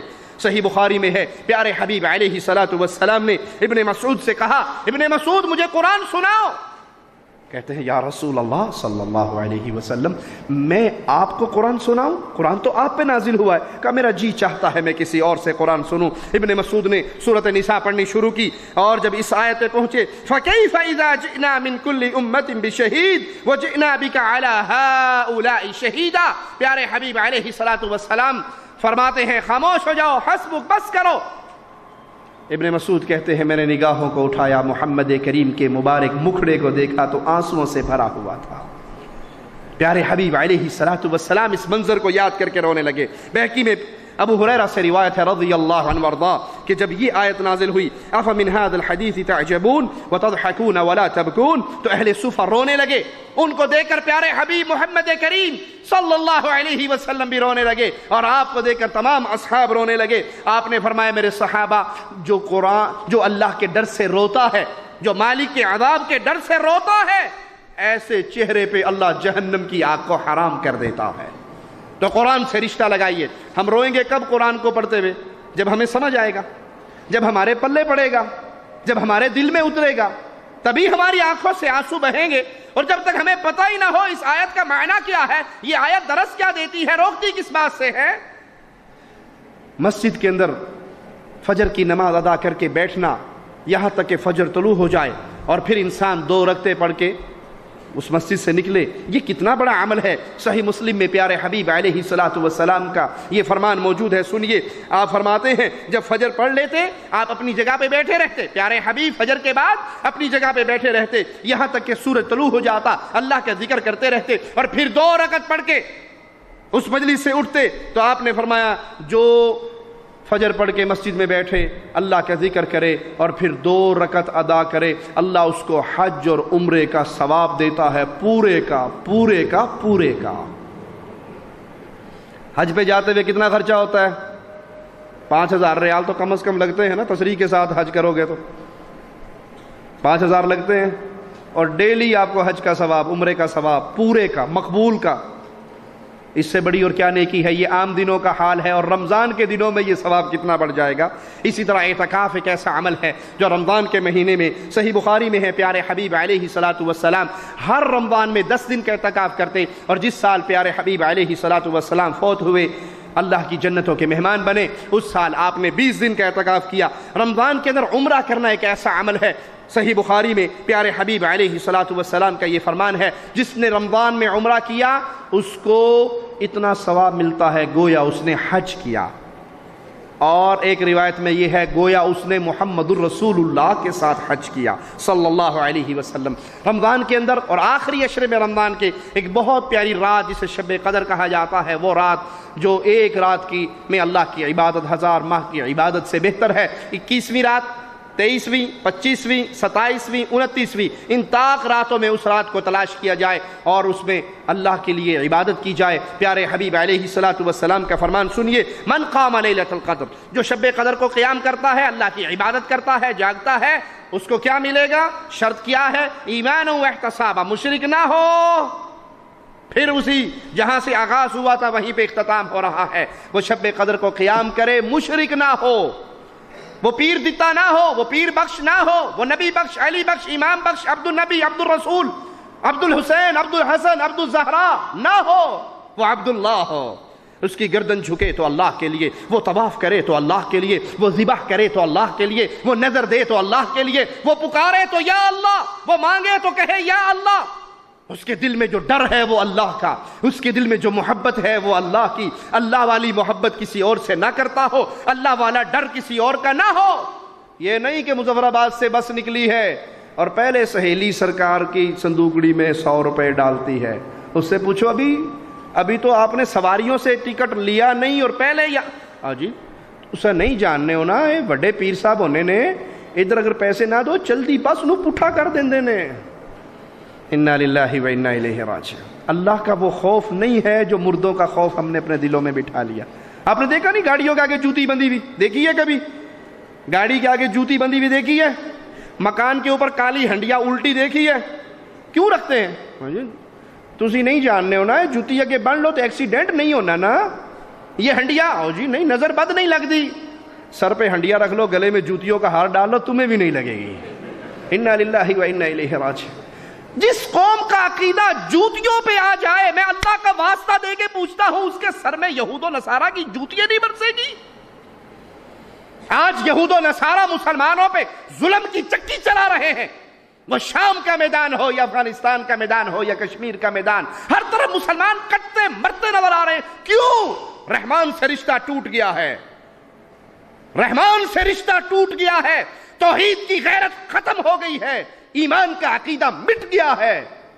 سوپور انڈیا کشمیر کا ایک چھوٹا سا گاؤں ہے سوپور, اس کی ویڈیو میں نے اپنی آنکھوں سے دیکھی, میرے پاس موجود ہے. اللہ کی قسم, بابا آہد نامی ایک بابا جو سر کے بالوں سے لے کے پاؤں کے ناخن تک ننگا ہے, وہ ایک پارک میں بیٹھا ہے اور سینکڑوں کے حساب سے نوجوان لڑکیاں, وہ پارک بند ہے, گیٹ لگا ہوا ہے, اس کی جالیوں میں انگلیاں دے کے کشمیری زبان میں بابا بابا بابا, تروئی خدا دی بابا, کچھ تے کرم کر دے.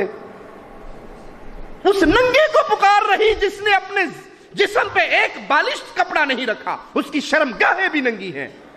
صوفے کی کرسی پہ بیٹھا ہوا, اٹھ کے نیچے آتا ہے، 18-19 سال کی لڑکیاں تھالوں میں کھانا سجا کے اس کے قدموں میں آ کے بیٹھتی ہیں اور وہ ننگا بیٹھ کے ان کے سامنے کھانا کھاتا ہے۔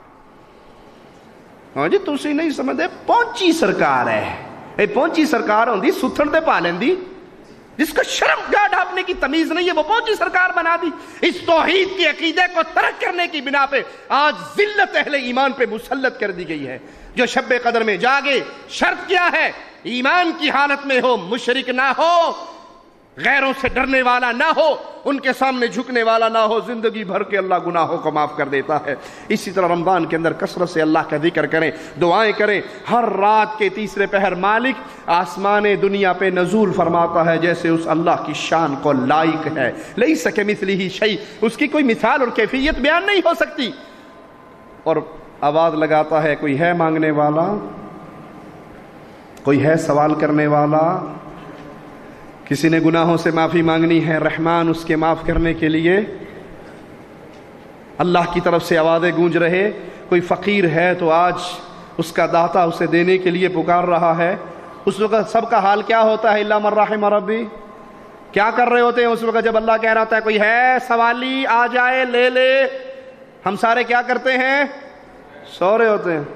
صبح اٹھ کے کیا کہتے ہیں؟ اکھا مال دے ساڑی سندا کوئی نہیں، اب بابیاں دی موڑ دا گا ساڑی ایڑا دے گیڑا دی ہو دے گا۔ اللہ تو کہتا ہے کوئی ہے سوالی، ہم کہتے ہیں نہیں اللہ ان کے دربار پہ آئیں گے، یہ تجھ سے لے کے دیں گے۔ اجی تم نہیں، آپ مانتے نہیں ہو، آپ تو ہوئے جو گستاخ۔ کوٹھے پہ چڑھنا ہو تو سیڑھی نہیں لگانی پڑتی، بادشاہ کو ملنا ہو تو وزیر نہیں پکڑنا پڑتا، ڈائریکٹ یا اللہ یا اللہ یا اللہ کہتے ہو۔ ہم کہتے ہیں تمہیں شرم آتی ہے؟ خالق کو مخلوق کی مثالوں کے ساتھ تشبیہ دیتے ہو۔ ارے بھائی مان لیتے ہیں کوٹھے پہ چڑھنے کے لیے سیڑھی لگانی پڑتی ہے، کوٹھا 20 فٹ اونچا ہے، میرے رب کی رحمت تو تیری شاہ رگ سے بھی زیادہ قریب ہے، یہ 20 فٹ دور نہیں ہے۔ مانتا ہوں، آخری بات کہہ کے اپنی بات ختم کرتا ہوں، مانتا ہوں بادشاہ کو ملنے کے لیے وزیر پکڑنا پڑتا ہے، مانتا ہوں۔ کیوں؟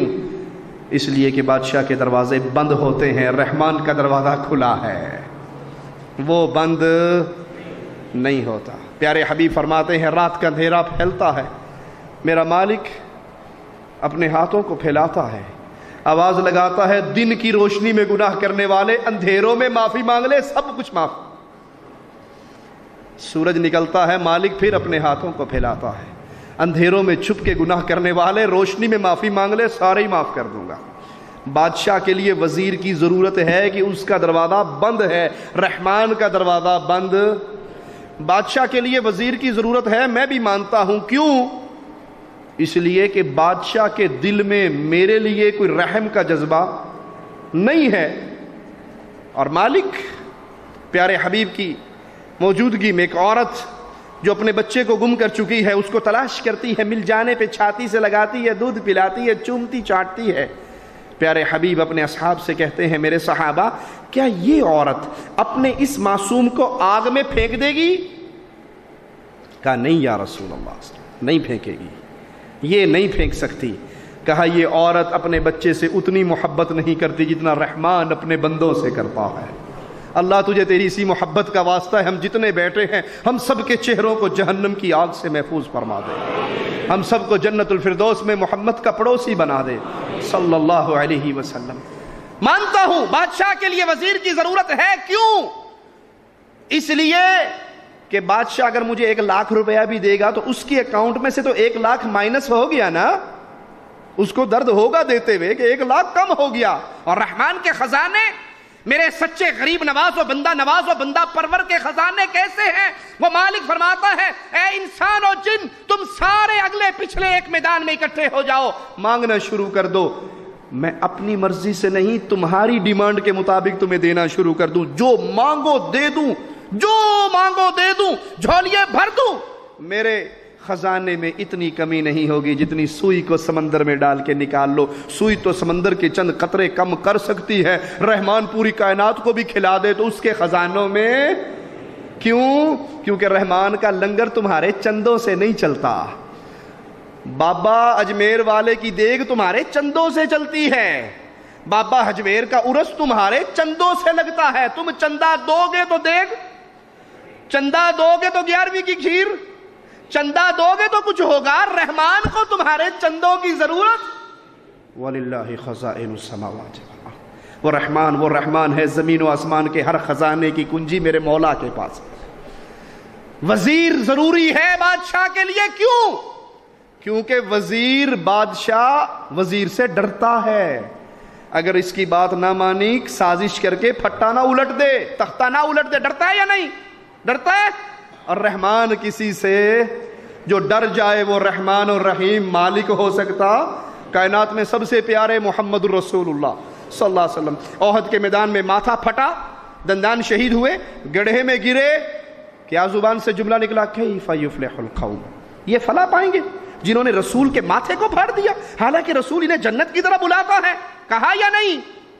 کہا پیارے نبی نے کہ یہ فلاح نہیں پا سکتے۔ مالک کی طرف سے قرآن نازل ہوا، لیس لک من الامر شیء، اے محمد علیہ الصلوۃ والسلام آپ کا کنٹرول اور اختیار نہیں ہے، میں چاہے ان کو عذاب دوں، چاہے ان کو معاف کروں، انہوں نے ظلم کیا ہے۔ پانسا پلٹنے والے خالد ابن ولید تھے نا جنگ کا، پھر خالد ابن ولید سیف اللہ بنے یا نہ بنے؟ وزیر ضروری ہے بادشاہ کے لیے، وزیر ضروری ہے بادشاہ کے لیے کہ بادشاہ اس کی محبت میں گرفتار ہو گئے، اپنے قانون کو بدل دیتا ہے، اور رحمان اپنے قانون کو وہ کسی کی محبت میں مجبور، وہ تو کہتا ہے وَلَوْ تَقَوَّلَ عَلَيْنَا بَعْضَ الْأَقَاوِيلِ لَأَخَذْنَا مِنْهُ بِالْيَمِينِ ثُمَّ لَقَطَعْنَا مِنْهُ الْوَتِينَ فَمَا مِنْكُمْ مِنْ أَحَدٍ عَنْهُ حَاجِزِينَ۔ اگر میرے رسول اپنی طرف سے میرے دل میں کوئی بات لگا دے جو میں نے نہ کہی ہو، میں دائیں ہاتھ سے پکڑ کے شہرگ کو کاٹ دوں، تم میں سے کوئی اپنے رسول کو چھڑا بھی نہ سکے۔ اچھا چلو ساری باتیں چھوڑو، مان لیتے ہیں جی بادشاہ کے لیے وزیر ضروری ہے۔ اگر بادشاہ کہیں ڈائریکٹ آپ کو مل جائے، آپ کو بادشاہ سلامت، اللہ کے لیے اعلیٰ مثال، سمجھانے کے لیے مثال دے رہا ہوں، آپ کی ملاقات ہو جائے منموہن سنگھ صاحب کے ساتھ، نواز شریف صاحب کے ساتھ، خالدہ ضیاء صاحبہ کے ساتھ، آپ کی ملاقات ہو گئی، بادشاہ وقت آپ کے سامنے بیٹھے اور کہتا ہے جی ہاں جی کیا کام ہے آپ کو بتائیے، تو عقل مند آدمی کیا کرتا ہے؟ جیب سے فوراً درخواست نکالے گا، میرے منڈے دی نوکری لوا دیو، اسلام آباد میں کوئی پلاٹ لے دو، امریکہ کا ویزا ہی لگا دو، کرو گے؟ فوراً درخواست رکھ دو گے عقل مند آدمی۔ اور بیوقوف کیا کرے گا؟ او نہیں جی نہیں، میں کوئی وہابی ہوں جو آپ سے ڈائریکٹ مانگ لوں، یہ تو بڑی گستاخی ہے میں آپ سے سوال کروں، آپ اسلام آباد جائیے، آپ دہلی جائیے، اور میں ملتان شریف جاتا ہوں، وہاں کے ایم این اے کو لے کے ایم این اے صاحب کو لے کے آؤں گا، اور پھر وزیر اعظم کی سفارش کرواؤں گا، اور پھر میں آپ کے پی اے کے ذریعے آپ سے ٹائم لوں گا، اور پھر ان سارے واسطوں کے بعد درخواست دوں گا۔ تو کہ بے وقوف آدمی، میں تیرے سامنے بیٹھا ہوں، نہ ایم این اے کی ضرورت، نہ ایم پی اے کی ضرورت، نہ کسی اور کی، مانگ۔ درخواست دینی چاہیے یا نہیں؟ بولو، دینی چاہیے۔ پیارے حبیب کی حدیث میں نے آپ کو سنائی، رات کا آخری پہر ہوتا ہے، مالک عرش معلیٰ سے آسمان دنیا پہ نزول فرماتا ہے، لیس کمثلہ شیء، اس کی کوئی مثال اور کیفیت بیان نہیں ہو سکتی جیسے اس کی شان کے لائق ہے، اور آواز پڑتی ہے کوئی مانگنے والا، ہے کوئی سوالی، ہے کوئی فقیر؟ درخواست دینی چاہیے یا واسطہ پنجتن پاک کا ڈالنا چاہیے؟ اللہ سے دعا ہے اللہ ہمیں توحید کا فہم عطا فرمائے، اللہ ہمیں شرک سے بچائے، بدعات سے بچائے، محمد رسول صلی اللہ علیہ وسلم پہ زندہ رکھے، پیارے حبیب کی محبت پہ زندہ رکھے، قرآن کی محبت پہ زندہ رکھے، ایمان پہ زندہ رکھے۔ اللہ جب تک زندہ رکھنا توحید پہ رکھنا، جب موت دینا توحید کی دعوت دیتے ہوئے شہادت کی موت دینا۔ اللہ قیامت کے دن ہم تیرے دربار میں اس حال میں پیش ہوں کہ ہمارے زخم کھلے ہوئے ہوں، خون بہتا ہو، رنگ خون کا ہو، خوشبو کستوری کی ہو، اور تو پوچھے بندے تو نے یہ کیوں کیا؟ تو ہم کہیں اے اللہ جان تو نے دی تھی، تیری توحید کا آوازہ لگاتے ہوئے اہل شرک کے ہاتھوں شہید ہو کے تیرے دربار میں آئے۔ اللہ تجھے تیرے پیارے چہرے کا واسطہ ہے مولا، ہم جتنے یہاں بیٹھے ہیں سب کو جنت الفردوس میں اکٹھا فرمانا، پیارے حبیب کے پڑوس میں اکٹھا فرمانا۔ اللہ جنت کی سب سے بڑی نعمت، مولا جنت کی سب سے بڑی نعمت تیرے پیارے چہرے کا دیدار ہوگا۔ ربا ہمیں بھی ان پیاروں میں شامل کر دے، ہمیں بھی ان پیاروں میں شامل فرما دے، اپنے فضل سے، اپنے کرم سے، اپنی رحمت سے۔ ہمارے اعمال اس قابل نہیں مولا، اپنی رحمت سے ہمیں بھی ان پیاروں میں شامل کر دے جو جنت الفردوس میں نور کے ممبروں پہ بیٹھ کے تیرے پیارے چہرے کا دیدار کریں گے. اقول قولی ھذا واستغفر اللہ لی ولکم ولسائر المسلمین فاستغفروہ انہ هو الغفور الرحیم.